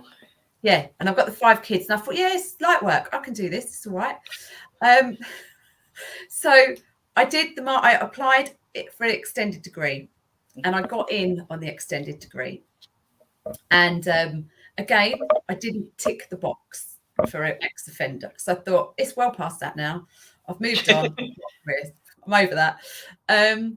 So I did my degree, and the first, because it was an extended degree, there was a few parts to it. There was you had to do, in the first year, you had to do business, accounting and law. And the law I loved, because I'd spent so long breaking it. And when I used to, all the crimes that I used to, I used to shoplift a lot. I mean, I'd been arrested several times, which I probably forgot to include, but during that journey at the beginning and through the drug addiction, I used to shoplift. I got arrested for violence, numerous things. So I was quite familiar with the law. So when there was problem questions that came up in this entry, and this was the kind of to get onto the market, I would be sitting there like that. Yes, let's treating it like a criminal, where let's do this. And I got an A+, which is the top marks. And the guy was like, "You're really good at this." I was like, "Who, me? Oh, I've never had an experience." Thinking, "Oh, mate, I'm just going to blag this." But it got me thinking, and they said, "Why don't you convert to law?" And I ummed and ahed about it for a while, because I thought, am I cut out for this? Where can I go with it? What can I do with it? So I sat and I looked and I researched it. And I was really surprised at the amount of barristers that are in the inner temples that have done a custodial sentence. So I thought, all right, that's it then. I'm gonna do this. So I converted to law, and I absolutely loved it. I got top marks in my years. I got an award in my second year. I became the student rep. I beat Oxford, and I did the mooting competition. I was mistress of moots. I won a scholarship for my final year. And I absolutely loved it, because it was something that I understood every part of it. And it really made my brain come alive. And I sat there and I thought, and there was part of me that was going, those teachers that told me I wouldn't amount to anything, wait till they see I've got a law degree. I've got a law degree. And I was kind of really proud of myself. In the back of my mind, I was like, I'll show you that I can do it. I know I can do it. So how are you kind of I'm in my head now, you're doing this and obviously good at it and dedicated to it, but juggling 5 kids. Hard work. It was hard work. And I forgot, in the year 2, I decided to run a marathon. So in my second year, my really close friend of mine, her son, who was 8 years old at the time, got a medulloblastoma brain tumor. And it was the most heartbreaking thing I think I've ever witnessed, because he was just this little boy. And he was fighting this, I've got goosebumps now, he was fighting this horrible disease that is relentless and has no barriers, what it causes. And because it was, anything like that, there's a huge amount of cost implications, not for medication, because we're really fortunate in the UK that there are there is, you know, we have got an NHS, but for the family, in order for them to be able to give up work or live, you know, or just support them, provide him with anything that he wanted, whatever he needed. So I ran a marathon in his, you know, for him to raise money, and I raised a lot of money for that, which was amazing. And I also did some big events that raised a lot of money for him and for the family.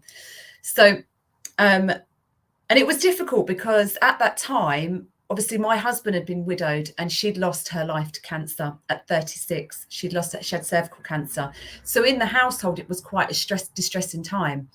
But I'd committed to doing my law degree, and I decided at the time that I would run the marathon and I would do everything else. So because I've committed, I'm one of these that I have to see it through. So I did it, and it was tough. It was really hard. I mean, I spent a lot of time drinking. Well, I drank a lot of coffee, had very little sleep, and but I was striving for something better because I was trying to fit in, but also believed that I was capable of so much more, and I wanted to prove that I was capable of so much more. And then when I actually got offered a job in my last year as I was doing my dissertation. And I decided to take that as well as work and as well as finish the degree and have the kids. And that was juggling. That was a lot of juggling because that was a really important role. It was working for Budweiser. And so I finished my degree, and then I worked my way through them and then was in their activation team, which worked on FIFA World Cup and the Open, and, you know, and I was in charge of a huge budget. And it was a, you know, like a dream come true, really. Yeah. But it didn't stop there.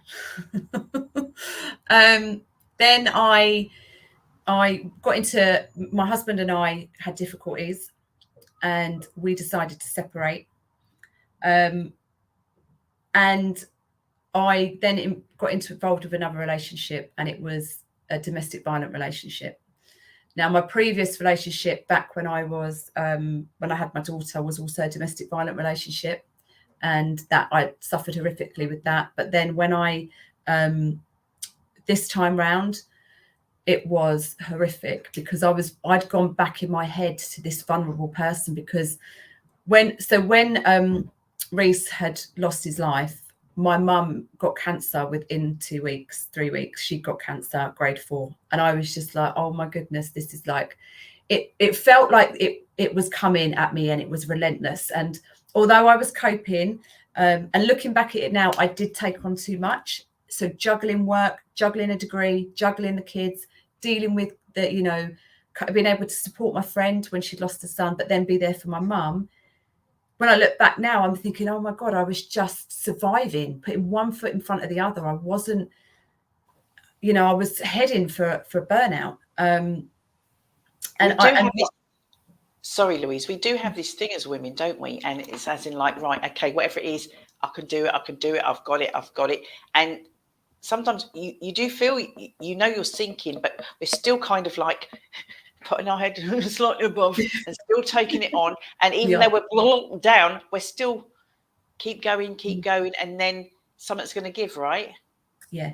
And that's what happened. And it was my emotions that gave, because I ended up not being in control of my emotions, not having, because that's one of the things that does go when you're tired, you kind of get more emotional. And I then became really sort of very vulnerable. My emotions were low. Or they were up and down. And this person that was in a relationship was a very narcissistic person. And what he didn't like was I had a good job. And that was an insecurity in him. At first, it was something like, oh my God, it's great. She's inspiring. She's doing this job. It's a great job. She's going off and meeting all these footballers. She's, you know, doing big events.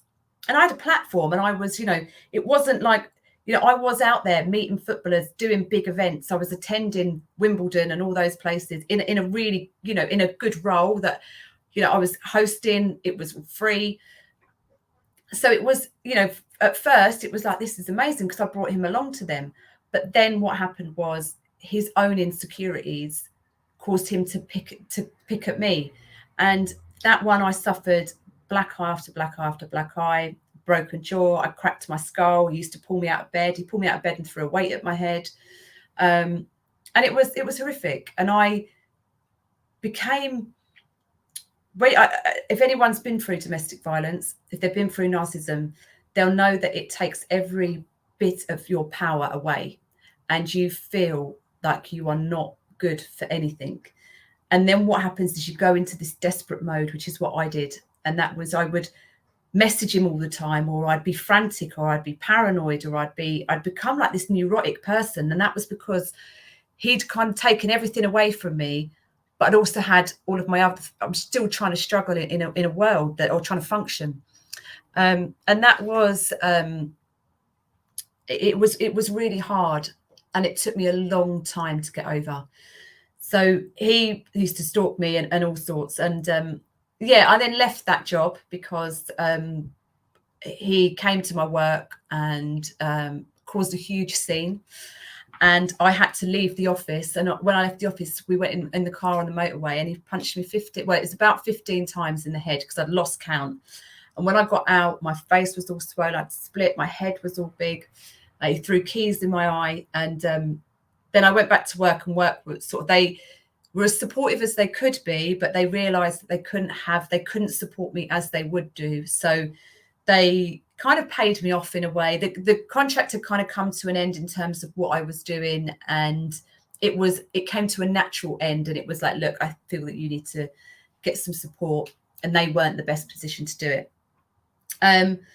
So I kind of then at that point thought, right, okay, I need to pick my life up. I need to show my kids that this isn't acceptable, and I need to find where I fit in. So one of the things with me is I always aim higher, and it's a positive and a negative. So and it's that the positive is when I get knocked down, I'm like, all right, I'll show you. I'm going up. And I have this because I always think there's nothing more like to become successful, or to just take that step up the ladder. For me, that empowered me. So I thought, right, I need to do that. So then I kind of got another role, and I worked still within the hospitality sector. I did that for a few years, completely different. It was more around commercial, warewashing, etc. But that allowed me to meet different people that I hadn't met before. And it opened me to more people and more skills. And I stayed in that role for a couple of years. And then I went to Heineken, and I worked with them for a few years. But then, as you know, so I got hit with a blow quite badly in 2019, very early on in 2019. So it's not really my story to tell, but I will just say it. My daughter, who had never been in trouble before, at this point, she's in her she's 20. And the police knocked on my door. A load of them, there was 18 of them. And they came in, they had a Section 18 warrant. They put me and my other children into another room, took our phones, and they found a sawn-off shotgun in her room. And they obviously, with that, it's the minimum mandatory sentence. And long story short, she ended up going to prison.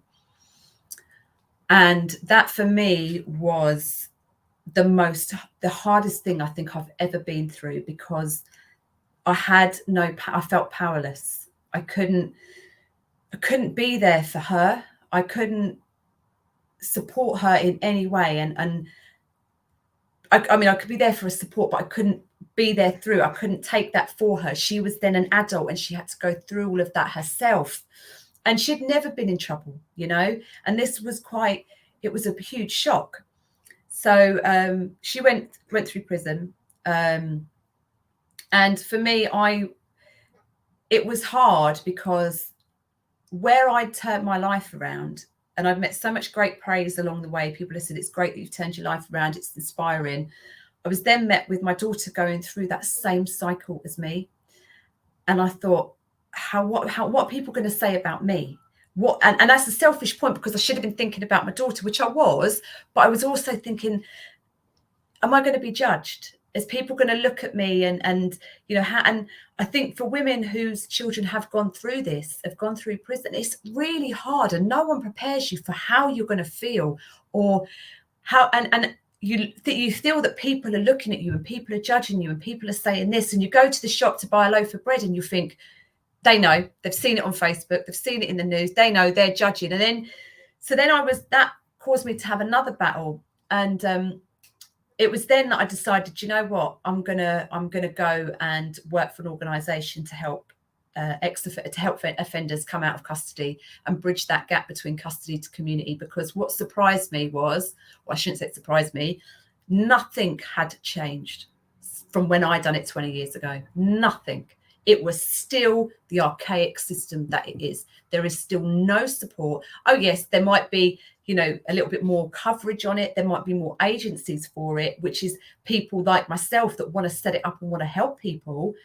But from a government level, from that kind of thing, nothing's really changed. It's not rehabilitation. It's just, they've just got people going through. And that's because the prison system is an operating business and it's got overheads and it's got, you know, it's got targets to meet. So let's be right about it. So I worked for an organisation and I loved that role. I became chief operating officer in that role, and I was helping people in the prison estate go on release on temporary license, get jobs, provide education and training. And then, as we know, life is up and down and up and down. In 2021, I suffered burnout because the years of stress. This job, I must add, was in Liverpool. So I was travelling up to Liverpool. I was going up there, staying up there a couple of days and travelling back. And I was, you know, working very, very long hours. And I just started to suffer with burnout. And I was in a relationship at that point, and it all kind of came to a head in the May. So the May was the very start of it. And it was the end of I think it was the first weekend in May, which is around the 9th. I split with my partner and I was planning to move up north. So it was a bit of a blow that I wasn't prepared for, didn't really see coming.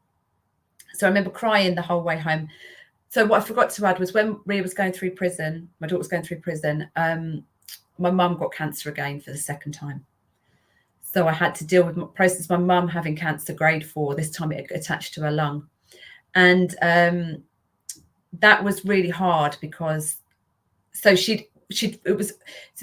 through that was really tough at the same time as my daughter going through prison and the court case. It was really hard to, you know, both of the people I'm really close to, you know, women were going through their own battles. And I think that's probably why I felt a little bit more powerless, because I couldn't help my mum and I couldn't help my daughter. And I was just in this like weird limbo place that I can't even explain. And then so my mum, so she'd got the all clear, which was really miraculous. In the March, they said, "Oh, cancer's gone." We were like, "What do you mean the cancer's gone?" They went, "No, you've got a mass on your lung, but there's no cancer in it anymore. You've had your treatment." And we were like, you know, completely blown away. Now, my mum's a staunch Catholic and she has prayed every day of her life. She's taken that, you know, she has taken that for everything. You know, she was teetotal. There was nothing coming between her and her faith. She was the strongest woman I know for her faith. And she said to me, "Louise, it's the power of prayer." She says, "It's the power of prayer. I prayed that was going to beat it and I believed that I was going to beat it. That's it. I've beat it." She said, "And the power, it's not always the prayers you say for yourself. It's the ones that others say for you. It's the ones that people pray for you and they wish you well. And that's that power of support, really. It's the power of support." And she miraculously beat it. So then in the May, I was quite... between March and May, I thought, oh, do you know what? I'm going to move to Liverpool. Now that mum's better, everything's going all right with my daughter, I'm going to make the move and start to build my life again.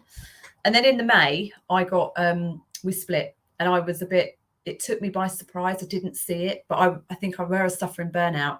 I was mentally exhausted, physically exhausted, you know, emotionally exhausted.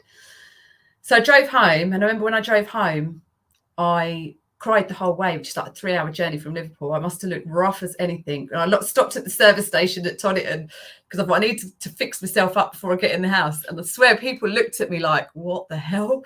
And I got in, and that night my daughter said to me, "I think you need to go and see Nan." I said, "Okay." Went to mum's the next day and I looked at it and I thought, that's not right. So we blue lighted her to hospital. and she stayed in that hospital a month, and she passed away a month later, exactly a month to the day, with she had pneumonia, hospital pneumonia.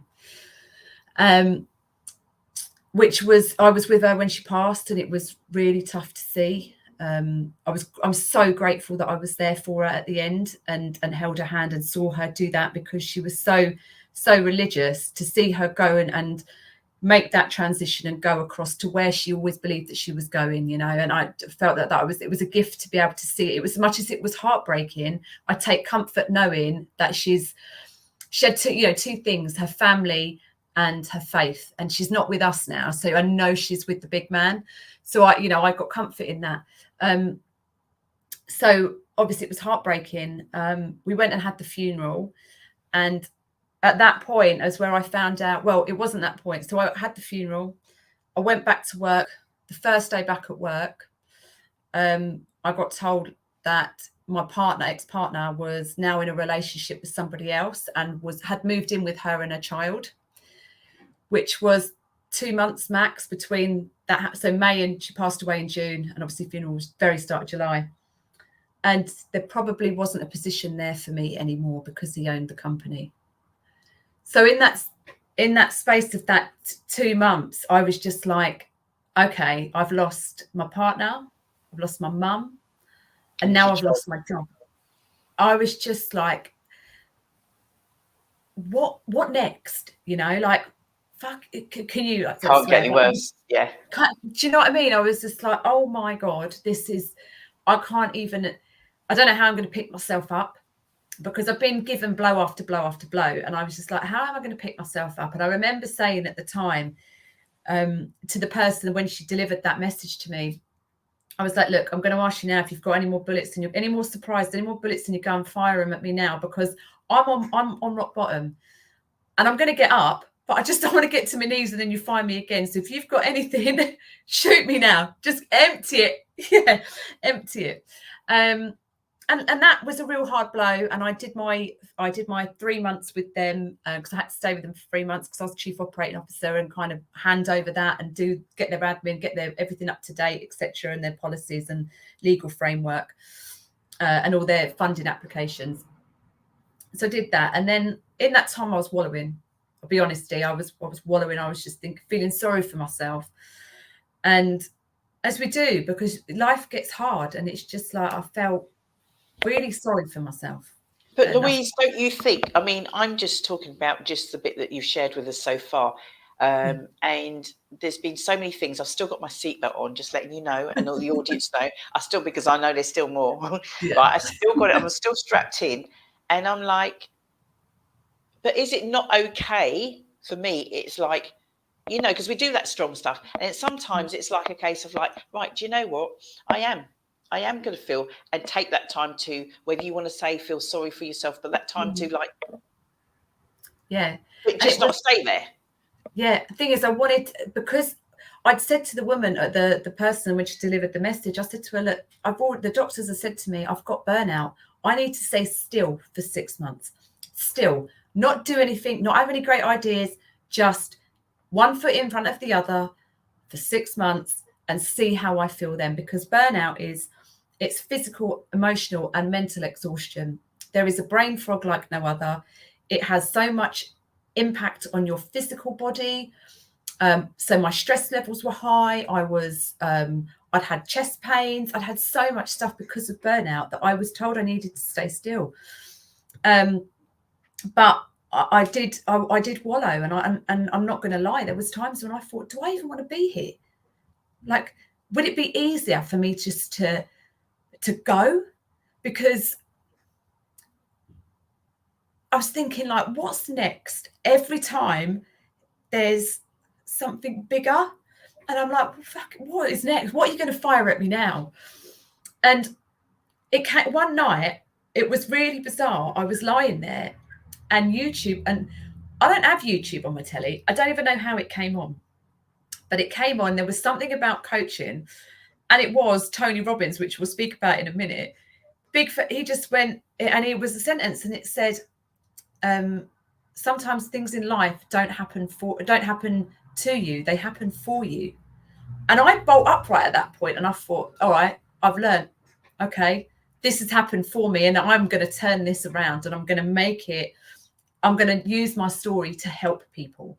I don't know. I didn't have a clue how at that point. I was just like, I think I've got enough to help people. I think I've been through enough experiences that I'll be able to be relatable to some people. So at that point, I thought, right, how am I going to do that? So then I thought, there was coaching stuff around, and I thought, okay, I'm going to try coaching. Because again, like Veronica, I love to learn. I'm this person that learns all the time. So I studied coaching, and it was therapy for me. It was like, okay, this is great. I did emotional intelligence. I studied that. Then because I had a thirst for it, I was like, well, I'm going to do something else. So the back end of, so from July to like December, I was like, okay. So I learned NLP, which then took me through to the February. I learned NLP and CBT. I was doing courses on them, and I qualified in those courses. And I thought, right, this is where I'm going to help people. And I started to work in Burnout. And this is where, again, Jayde mentioned about opportunity and taking opportunity when it arises. And the thing is, with our brain, we have something called our RAS, our reticular activated system. And this is where so if you was to buy a car, you was going to buy a red BMW, you've seen it you've seen it in the forecourt, you've seen it in the auto trader, and you think, I really like that car, I'm going to get it. The minute you get it, I'll bet you any money, you'll see them everywhere, absolutely everywhere, because that's because of your reticular activator system. So we are exposed to millions of pieces of information every second, but we can only take in 7. We can only plus or minus 2, 7 pieces of information. And they are based on our previous experiences. So if we're in a negative state and we're always like, oh, feeling woe is me, then what you're going to pick up on is negative. It's going to be the negative stuff. So I thought, right, aware of this particular activator system, I thought, I'll give this a whirl. Let me see if this works. So I was like, right, I want to open myself to opportunity. I want to see where there's opportunity. And it started to come then in droves. So I started to coach Burnout. And I've had some amazing clients through the corporate space, working with people to kind of empower them to find out where they are, what's going on in their life, help them manage themselves first and foremost, have a look at what's going on in their life, think about where they are to where they want to be, if it's time management, if it's coping mechanisms, holistic view around, being able to give people techniques to be able to support them on that journey. And that's worked really well. Because of that, so actually not because of that. So that I'll park that bit for Tony Robbins. But in the back end of that, so while I'm doing that, I'm sitting there thinking, well, I've got bigger plans. Something came up in 2019 was, for me, I'd lost the 5th person I know to suicide, male suicide. And 2019, before this happened with my daughter, 2018, before it happened, I thought, do you know what? This can't keep continuing to happen. I want to build something for them. And I'd watched a lot in my professional career of men struggling, salesmen struggling, being out on the road, having to do, sales calls 8 hours a day, but then get back and manage their admin, then do all of that, the back end work, while trying to be supportive in a relationship with their partner, trying to help the kids, take the dog for a walk, put up a shelf or whatever, all of them kind of things. And what I'd watched was men were struggling. Where we would have an outlet, men couldn't go to HR because they're always in middle management, wanting to climb to the next step. And they've seen it as if you go to HR with a mental health issue, chances are you won't get that promotion. So I was like, there needs to be a change around this. So I contacted a friend and I said, look, who's in America, he's done really well with blockchain technology and stuff. And I said, look, I want this app. I want to build this app. And he said, look, Lou, it's like user generated, there's too much there. And I went, all right, okay. All right. And I parked it because then I had other stuff to go on to. But so while I was doing the coaching, it's still there in the back of my mind. And I'm thinking, no, I want to grow with that. So then that's growing. And I'm like, right, how can I do that? How can I support? And with the working with the ex-offenders, I realized just how big skill gaps are, mental health support, how little mental health support is. And that's not because it's because there isn't enough out there for the amount of people that are suffering, and there isn't enough funding, and the wait lists are too long. So I thought, well, what can I do? How can I use all of my education, all of my skills to be able to, and where can I target? Which is why I've built the Keeping Ahead Academy, which is going to fully launch next year. But I've already got the courses done. I've spoken to schools in London. I'm going to do a pilot in London. I've now formed a strategic alliance with another couple of people, one of them an organisation in London, which is amazing. They work with ex-offenders, the AP Foundation, which is an amazing foundation. And it's about building courses, but not just giving them skills. It's about figuring out what's going on in your brain, what's going on with your emotions, helping people understand themselves, because otherwise you're not going to change. They're not going to change. It's just going to be a loop. And then they'll get to my age and think, oh God, and that's if they do get to that, if they don't go down with, other addictions and stuff, they'll get to this point and then they'll think, I could have done with this sooner. So that's building and that's ticking along nicely. But then going back to the burnout. So while I've been doing my burnout, I got spotted by Tony Robbins. And are you guys listening out there? Let's check and see if they're paying attention, Louise. You've said so much. I've still got my seatbelt on. I warned you guys to put your seatbelt on. Cecile's written loads of absolutely fantastic, inspirational. And it's like, there is a movie here, but you already know that, don't you? Yeah, I do. I'm not even kidding. Yeah. You know that already. Obviously, yeah. I've got big dreams, and it's all about giving back and supporting people so that they don't struggle, because I've struggled. And when I speak to so many people, they're all struggling. And one of my big things is we all make decisions and choices, but we don't always see the consequences of them till much later on. And when I look at the youth going through what they're going through now, a lot of the decisions as to why the state it's in now and the country's the way it is and why there's so much poverty and austerity and so much lack is because of decisions that were made my generation or generation before, way back. And it's about patterns. And if you recognize patterns, then you'll understand how it can be solved. So I feel really passionate about this, and I feel like I'm going to use whatever platform I can to get my voice out there. I was always mouthy, so I'm going to use it now in a positive way. So I was doing a load of work with Burnout. I started to be active in groups because, again, I thought, how can I get reach here? So I started joining. I'm doing some coaching in America, which was really bizarre. Some people in Chicago, and it then got people were then sort of talking about it and whatever. And then I got an email from Tony Robbins' team. Now, I'd been part of their group and I'd done a course with them before. And he said that they would like to meet me because they've seen one of my stories and he'd really like to get me up and be part of his inner circle. So at first I was thought, yeah, all right. This, who's this? Like that's going to happen. And at first I thought, I ain't going to reply. And then I looked at the email and I thought, okay, I did a bit of search and I thought, okay, that person does work. So I replied. And yeah, I met him in May. He got me up on stage. Do you mean, so you met him online?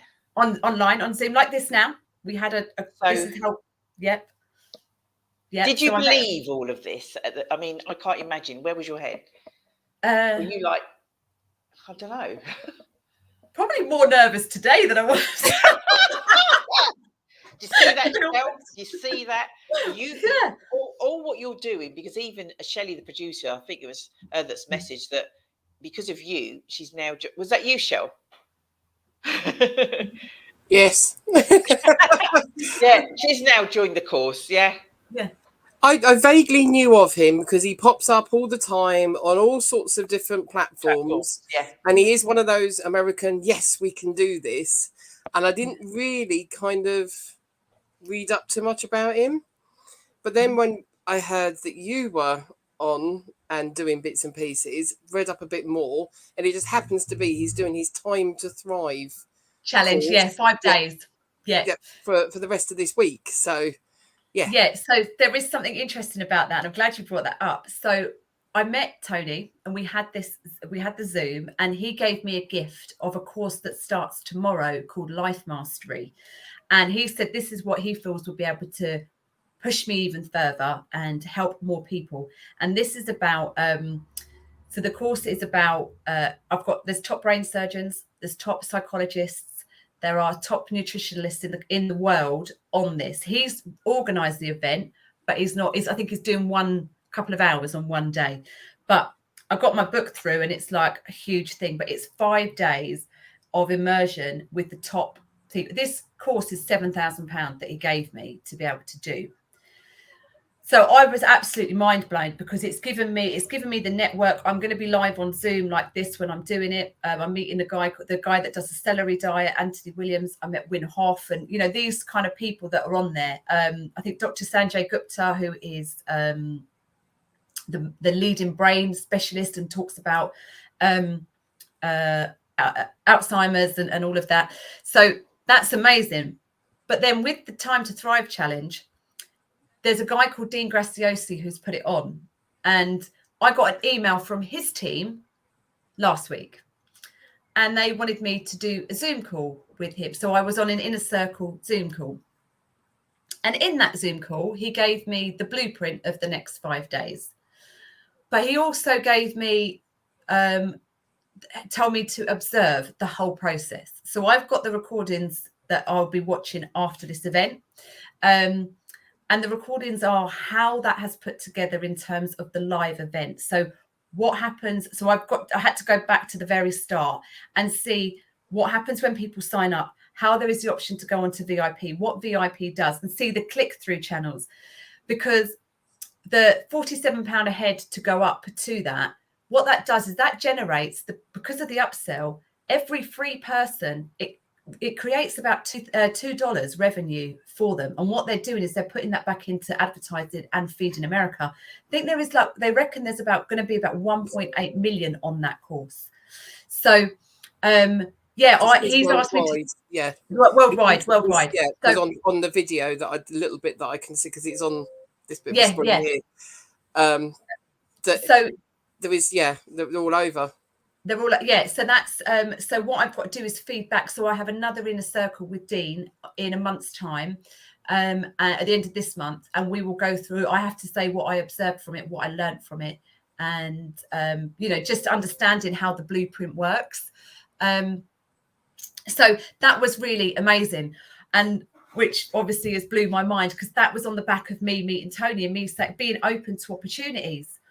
So going back a step, so after I met him in May, I then got the opportunity to work for them, crewing their latest UP. So in July, they had something called Unleash the Power Within, which is a 4-day program. It's an immersive program for challenging people with limiting beliefs, breaking down their barriers and disempowering beliefs, and giving them empowering beliefs. They use NLP techniques and loads of other different techniques that they use to be able to change a person's state.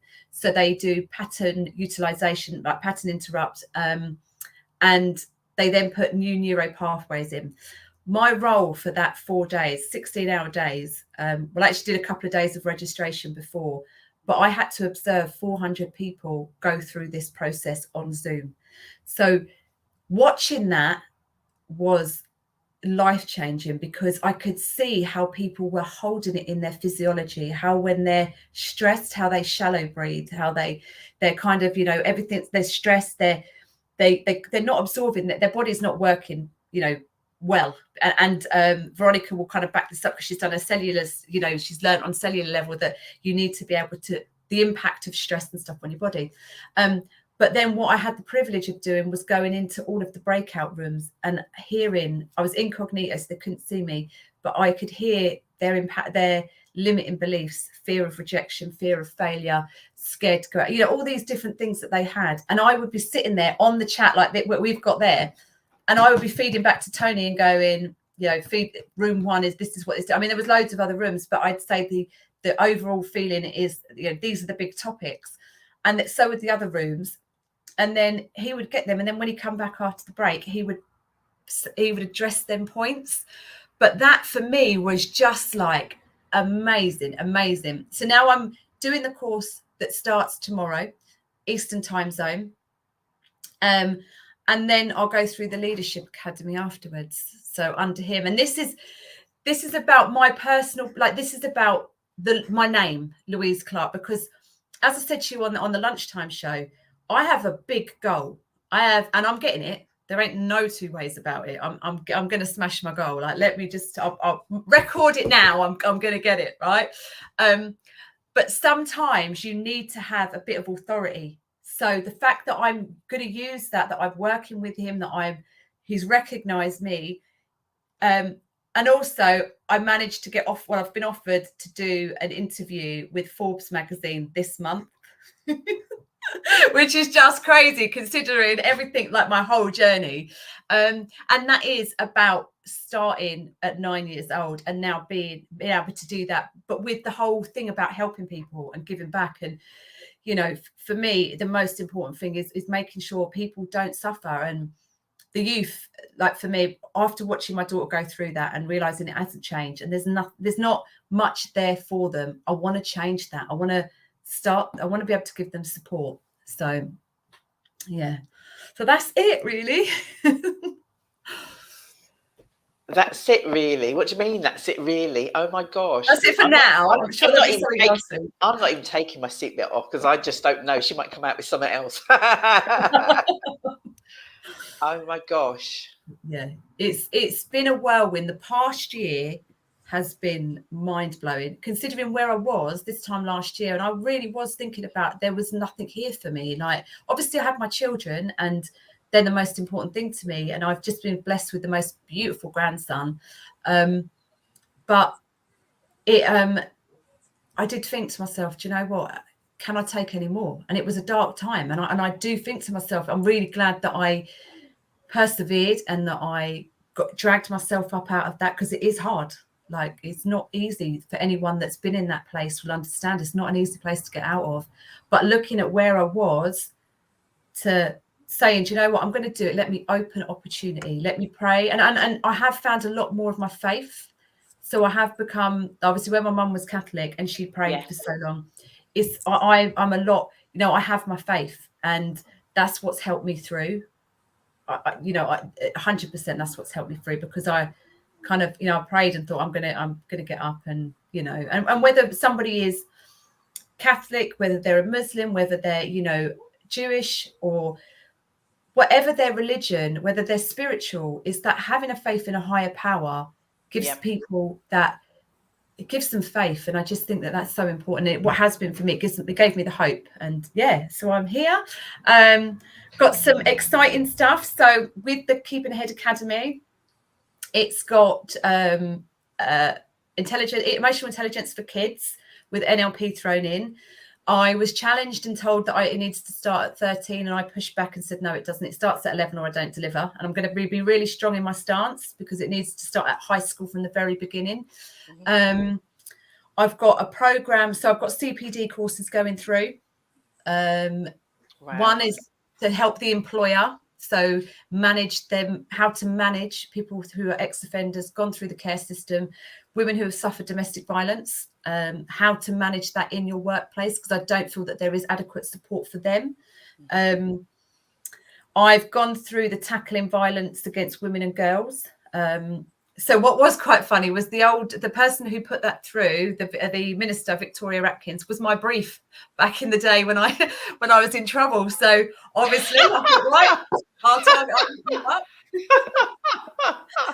So, oh, wow. Yeah, so I've kind of looked at that strategy. And obviously, she's resigned recently, so I know, and it's at the forefront of their mind, of their agenda. They're really looking at it. So I've got notifications on everything. So if any changes, anything comes up, I'm doing that, because that is about toxic relationships. And, you know, that for me and, you know, for teenagers as well, they need to be aware of that. So I've got that. I've built a program called Regain Your Power for women who have gone through domestic violence, and they're all in the process of being done. They're there, but they're not fully ready to go. It just means that once I've got all this stuff with Tony Robbins out the way, I'll say out the way, it sounds horrible, but once I can then put my time and say, right, okay, learning, and I think there's a reason for it, and this is God's timing, which you mentioned about Dee. This is Yeah. where I've got this course now that I'm doing, and this is going to give me everything that I need for this moment in time to be able to build these courses that are relevant to right now. So yeah, it's exciting time, and it's exciting. Like 2023 is going to be amazing as well. So yeah, I'm just always grateful, and thank you so much for having me on. With regards to the children side of things, Yeah. I've done a lot of learning with the Ollie Foundation, which is specifically for the suicide prevention. Mm-hmm. If you want their details, I can give you those. Perfect. Because Debbie, that's one of the managers there, her background is more to do with like how the child's brain develops and when it does and certain things that do. And I fully understand where you said, no, it has to be from that Young 11. age. Even if it is just the very basic stuff, you need that as you're transitioning through everything else. There is people tend to think that it's a teenager that has the issues, but it's that little bit sooner. Yeah, I mean, I had a high ACE score, so I understand the impact that has on the brain and the scarring that builds up on the brain. And I think Jayde mentioned earlier on that she works in ACE, and you know, for me, that is so important to be able to tackle it early on and rewire in a positive way and put new neuro pathways in so that they don't become problems and limiting problems later on in life, because we stack. You know, like when I did a lot of regression, I did hypnotherapy, I did loads of techniques that brought me back. And I had a limit. I didn't fit in and feel good enough when I was 4 years old. And it was the weirdest feeling going back and seeing myself sat down, like I was hovering over myself. And that's when I didn't fit in. And I made that decision in my mind then. And that has stayed with me all my life. And a lot of the decisions I made was because something I put in my head from a very young age. So I want to get into that before, because it's got to be about prevention. You know, it can't just be about plastering over stuff all the time. We need to get that root, rip the root out, and then do that rehabilitation and that transitioning and support and guidance to make them go on and have a good future. You know, like not saying, having a future that gives them the best opportunity in life to go forward. So and this is the thing for me, it's about partnerships, collaborating, getting that message out there, because I can't do it on my own, but I know that there's so many people out there that want to do this and want to help, and it's about pulling together and helping as many people as you can. Because for me, like I say to a lot of my clients when they say to me they're nervous about going out there on a Zoom or doing this, I say there's nearly 8 billion people in the world. If you repel 99.9% of them, there's still over 8 million people to go and get hold of. So for me, I might repel 99.9%. That's okay. Do you know what I mean? I'm absolutely fine with that. But the more people I can get, the more bigger the reach that we can have. And I'm aware that I don't appeal to everybody. And it's about collaborating and supporting and helping. And that's what I'm about, and learning, because I want to learn from everybody that I meet. So, yeah.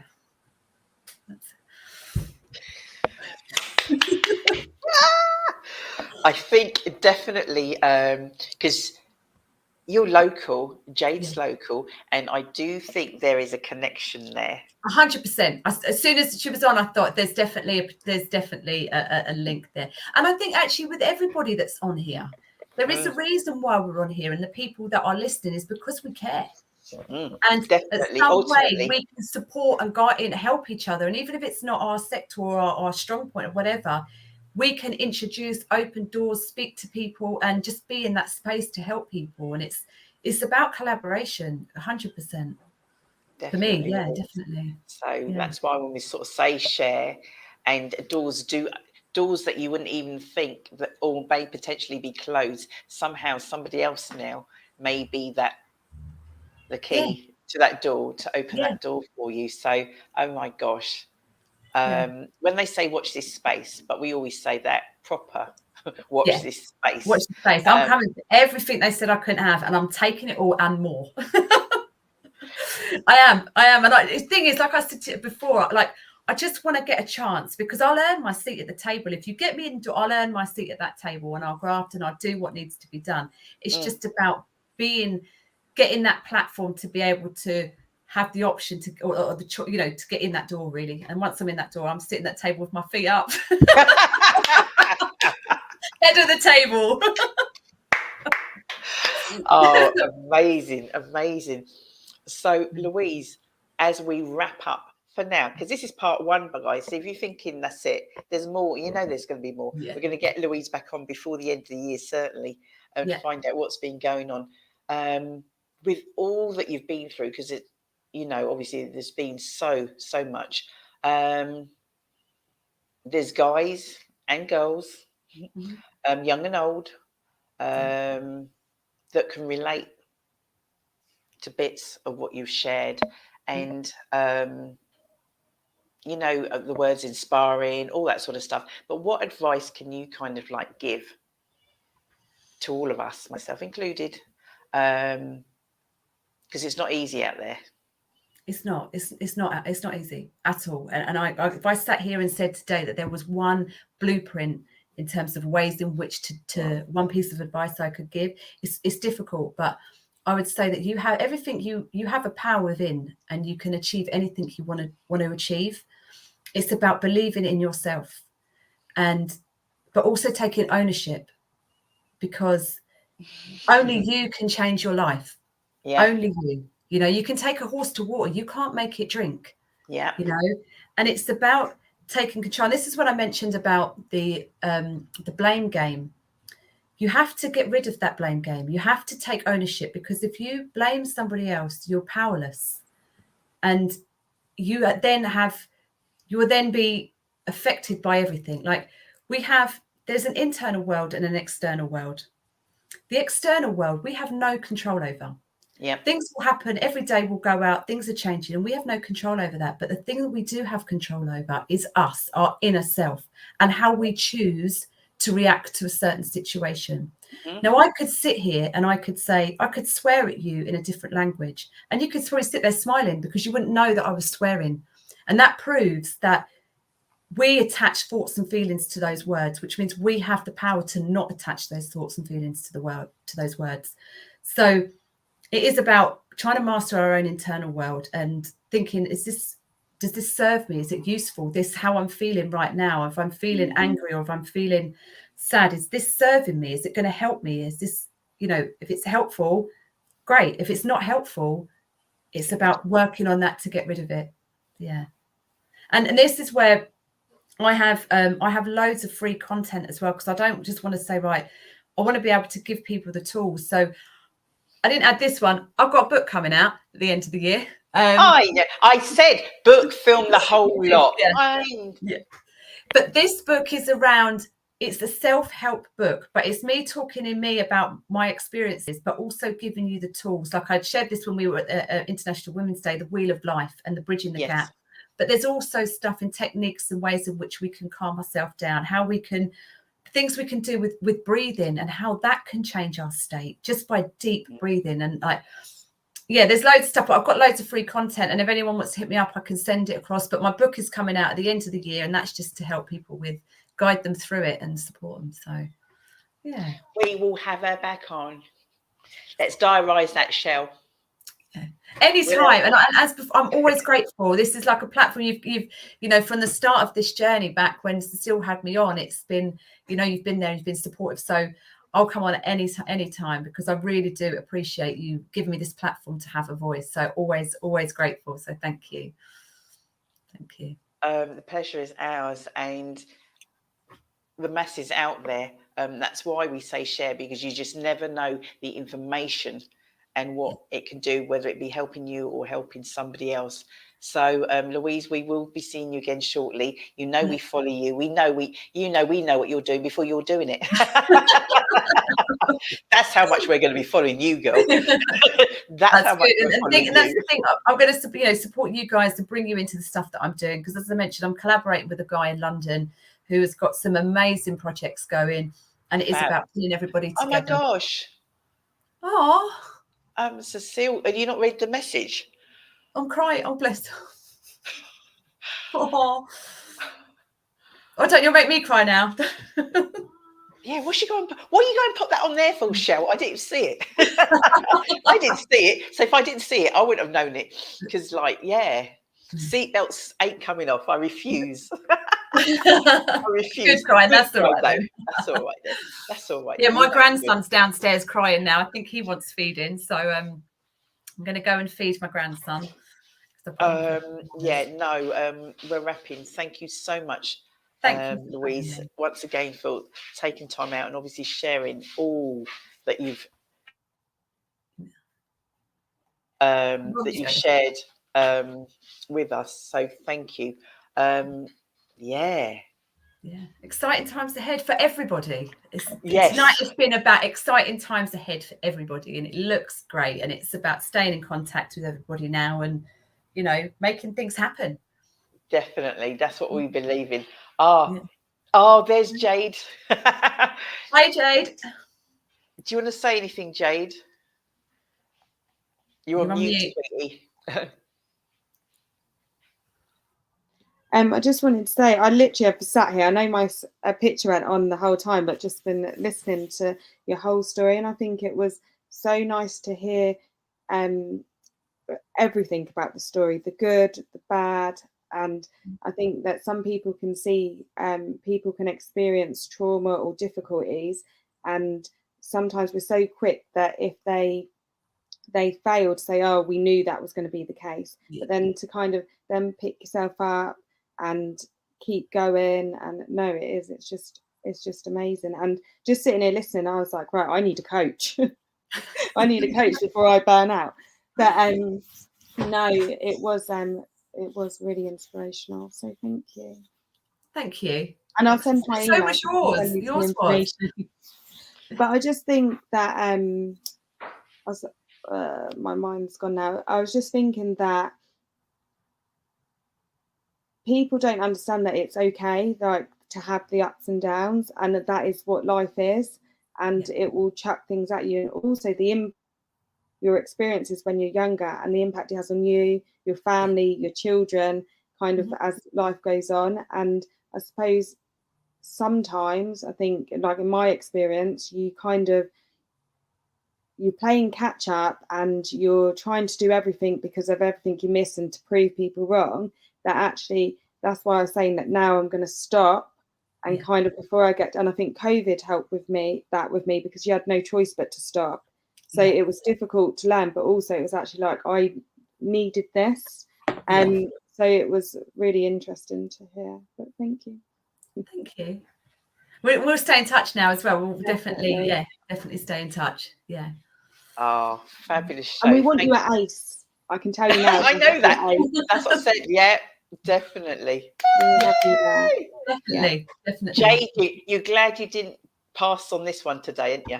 I am so glad, I rang, but I'm not doing it. I'm too, but no, I am glad. She goes, I don't think, and I said, can I ring you? She goes, yeah. I said, video call you. She goes, yeah. So I video called her, and she's like, all right then. And I'm like, I know, when you just know. So thank you both, honestly, and thank everybody that's come on tonight. Elise. My gosh, she's going to get signed up very shortly. We all know that. Definitely. And thank you, obviously, to Jayde, to Veronica, to Louise. Can't do it without the producer in the house, the lovely Shelley. So thank you, ladies, very much indeed. And so thank you, that's okay, darling. Thank you. Shell, me and Shelley are just going to wrap up now, ladies. So we will catch up with you. I'll probably catch up with you tomorrow. And thank you. Thanks very much, Louise. Thanks. Shelley Titmus. What have we just witnessed?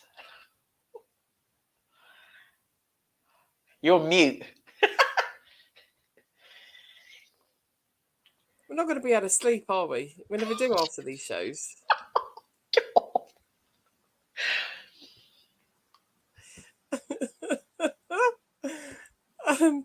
I've still got my seatbelt on. I refuse to take it off. I weren't even joking because I just, wow. full on. Everyone really busy. And as usual, everyone can connect. Yeah. It's when you've got that passion. Yeah. It's the passion when you've got as the part of your project that is then you're not working, are you? You've got the passion for it, and that's where it all then comes from. It's tied into. Cecile, I think I'm going to cry now. So we're going to sign off because I think literally they've gone, and I think it's just kind of like it's coming at me now. The whole thing's coming at me now, and I'm feeling kind of overwhelmed. Absolutely incredible. This is what we do. This is what we do. So sharing isn't a case of just for likes. Sharing is, there is no way, I don't care who you are. If you didn't watch it alive, catch us on the replay. There's no way you're going to say you have not learned something valuable. There's just no way. Or something that you didn't know. Yeah. Every single show, and it's whether I've had a guest or not, you always learning. And that's what we need to be. Nobody, don't care who it is. You heard Louise, Jay, everyone is still learning and thirsty for that. So we like to connect people.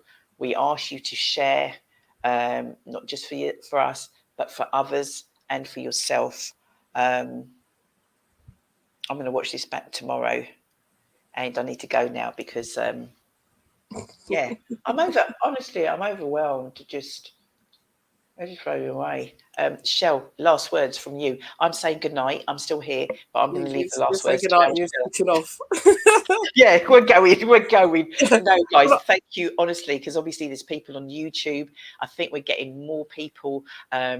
Let's just tell them a tiny bit about us, Shell. It's really important. There's that newsletter that Shelley has put so much into. Just a suggestion, recommendation, sign up. It comes out monthly, but I think over the next couple of months you might get an update in between. I haven't finished yet. All these little things. She's update. I forgot. She's messaged me. You're going to do my update. I forgot. You go find it. Yeah, no, it's here. Oh, you got it. Yeah, it's here. But I'm like, sign up. It has all our links of the different things that we're doing. Mm-hmm. But there's going to be updates, I think it's definitely this month, of some things that we're going along to. So you need to. Oh my gosh! And then you can see it. I'm out tomorrow afternoon. Twinkling while you're wrinkling for the. It sounds rude. I think it sounds super rude myself. Twinkling while you're what? Yes, any support or anything, I'm going along as doing my mental health mates walks and Simply Deez, but there's loads of people there that for anyone that's a carer of or a person that is a little bit older, I've got a little bit of experience. On Sunday, down at Hightown with my sweeties and stuff. But we are both together the following Sunday, so not this Sunday, next Sunday, at Stockwood Park and the Discovery Centre. Arts and crafts. Dee's got extra flyers now, so she can give more of those out. And they won't be like confetti anymore. We're going to share them with those who actually appreciate, because there's people that appreciate in those flyers. Yes. Well done, Shelley. Yes. And then we've got our Life in the Lockdown Zoom on the 14th. So you don't mean July? Events page. I don't mean July. No. Why have I put July in there? That's not what the last one was it? I don't know. Perhaps it hasn't even updated from last time. I didn't save properly. But yeah, so we've got that one coming up. But look on the events page, sign up, and you will get the last newsletter that went out, and you'll end up with some updates, I think, of events that's coming up as well that we're going to attend. We either attend or we support in various, or in collaboration with, and partnership with. Oh my giddy aunt, can't keep up myself. Event consultancy as well, Dee. We told you we do Tell loads. them how it's done. Yeah, 8th of October, save the date, Black History Month, at the Hat Factory. That's correct, at the Hat Factory, 10:30 till 3:30. Yeah, there's going to be in the region of 20 odd exhibitors. If you're interested, hit me up, as they say. If I've got something similar, I'll probably tell you no. But yeah, so if you don't follow us, you're not going to know this information. So the people that support, do you know what? They tend to know first, don't they, Shell? They do. And we And they appreciate might actually be part of the organising of it as well. And most certainly. So lots coming up. But let me just finish with sorry, Tishi. Oh my gosh, got carried away as usual. So this is Tishi Thomas. This is my niece. She is watching. We should have got her on. I should have sent her the link so that she can suffer like we do, Shell. So hello, everyone. Since the last show, life has been good. Karen and her little grandkids came round on Sunday. She came to do my hair and we had a great catch up. Yesterday, I worked on my core skills with Sasha. That's Tishi's personal trainer, everybody. And he definitely knows how to push me and I love it. I went to a party with Karen and we had a great time, but we couldn't get a taxi back home. And I'm going to put it out there to all the taxi companies. When you have, when you have taxis available for able-bodied, you should have the same for non-abled. So, because we are human beings and we might need a taxi in the night as well. So putting it out there. So any comments, any suggestions, anybody knows, please. I know we've done this before, but obviously that hasn't worked. So please come forward if you know of any taxi company that, just like any taxi company you can ring and get at any time of night. She also said, I have a few days out planned with my dad this month, and very key, I'm still looking for love, even though I'm living my best life. So until the next time, people, stay safe and blessed and keep following your dreams no matter what. And that certainly ties in, I think, with parts of what Louise has shared. And Jayde and just everybody that's come on tonight, just as in regardless, because we will always be thrown obstacles, curveballs, or things don't go right. And do you know what? It's okay, because I spoke to somebody today and things didn't work out. Sheldon knows who I'm talking about. And if the person is watching, they'll know. And things didn't work out. And it's like, well, what do? You might lie down for a little bit. It's okay, because do you know what? You're a little wounded, because it could be your pride or whatever it might be. But do you know what? You get up and you go again and you keep going. And if you make sure you surround yourself with the right people, they will be there for you to help you on that journey. So we are out of here tonight. Shelley's surprised because it's 9:45. So we're a little early. I don't know who that is. Colour me red. Yeah, virtual hug to you, my love. We don't be fooled. All of those people out there watching and think we've got this on a lock and we know what's going on. We haven't got a bleeding clue, and we never know. You just don't know how it's going to unfold itself on the night. So we are going to be back. And when I say we are going to be back, Simply Together show every Tuesday, lunchtime, 12 to 12:30. If you didn't catch today's, oh my gosh, catch it on the replay. Let me just recap. 9-year-old Kashai got his own business. He is the CEO. Oh, is that Danette? Oh, hi, sweetie. Hello, darling. Oh, thanks for watching and supporting, and obviously we will see you soon. But yeah, thank you guys so much. We do appreciate it, don't we, Shell? Yeah. I mean, any of our shows over this past year have actually been on YouTube. And when I finally can sit down, I'm putting on some of the older shows on YouTube as well. Wow. Yeah. If it works. Yeah. I think I tried to do one time and it sort of like got 18 seconds of it. So that was a few years ago. So yes, we are on YouTube and you can catch loads of stuff that we've done, stroke what we're doing. So watch this space because there is so much more to come. And if you want to get involved, you know what to do. simplydeezevents@gmail.com. Okay, so from us, have a wicked rest of the week, guys. And we'll catch up with you soon. Thank you and good night. Good night. I was singing and dancing, and there's a video out there. Oh, I had a wicked time on Saturday where I met Elise, and oh yeah, I might go and find that and put it on in the comments. If people are watching the replay, it should then pop up tomorrow. Yes. So why walk up to the stage when you can sing and dance it?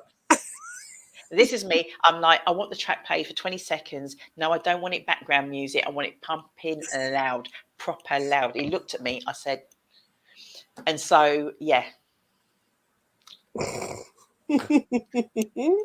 Loved it. All right, guys, we're out of here and we'll catch you next time. Real Talk with Simply Deez with a producer, Shella, and D. All right, good night. See you later. Shell, we got to go. Yeah, and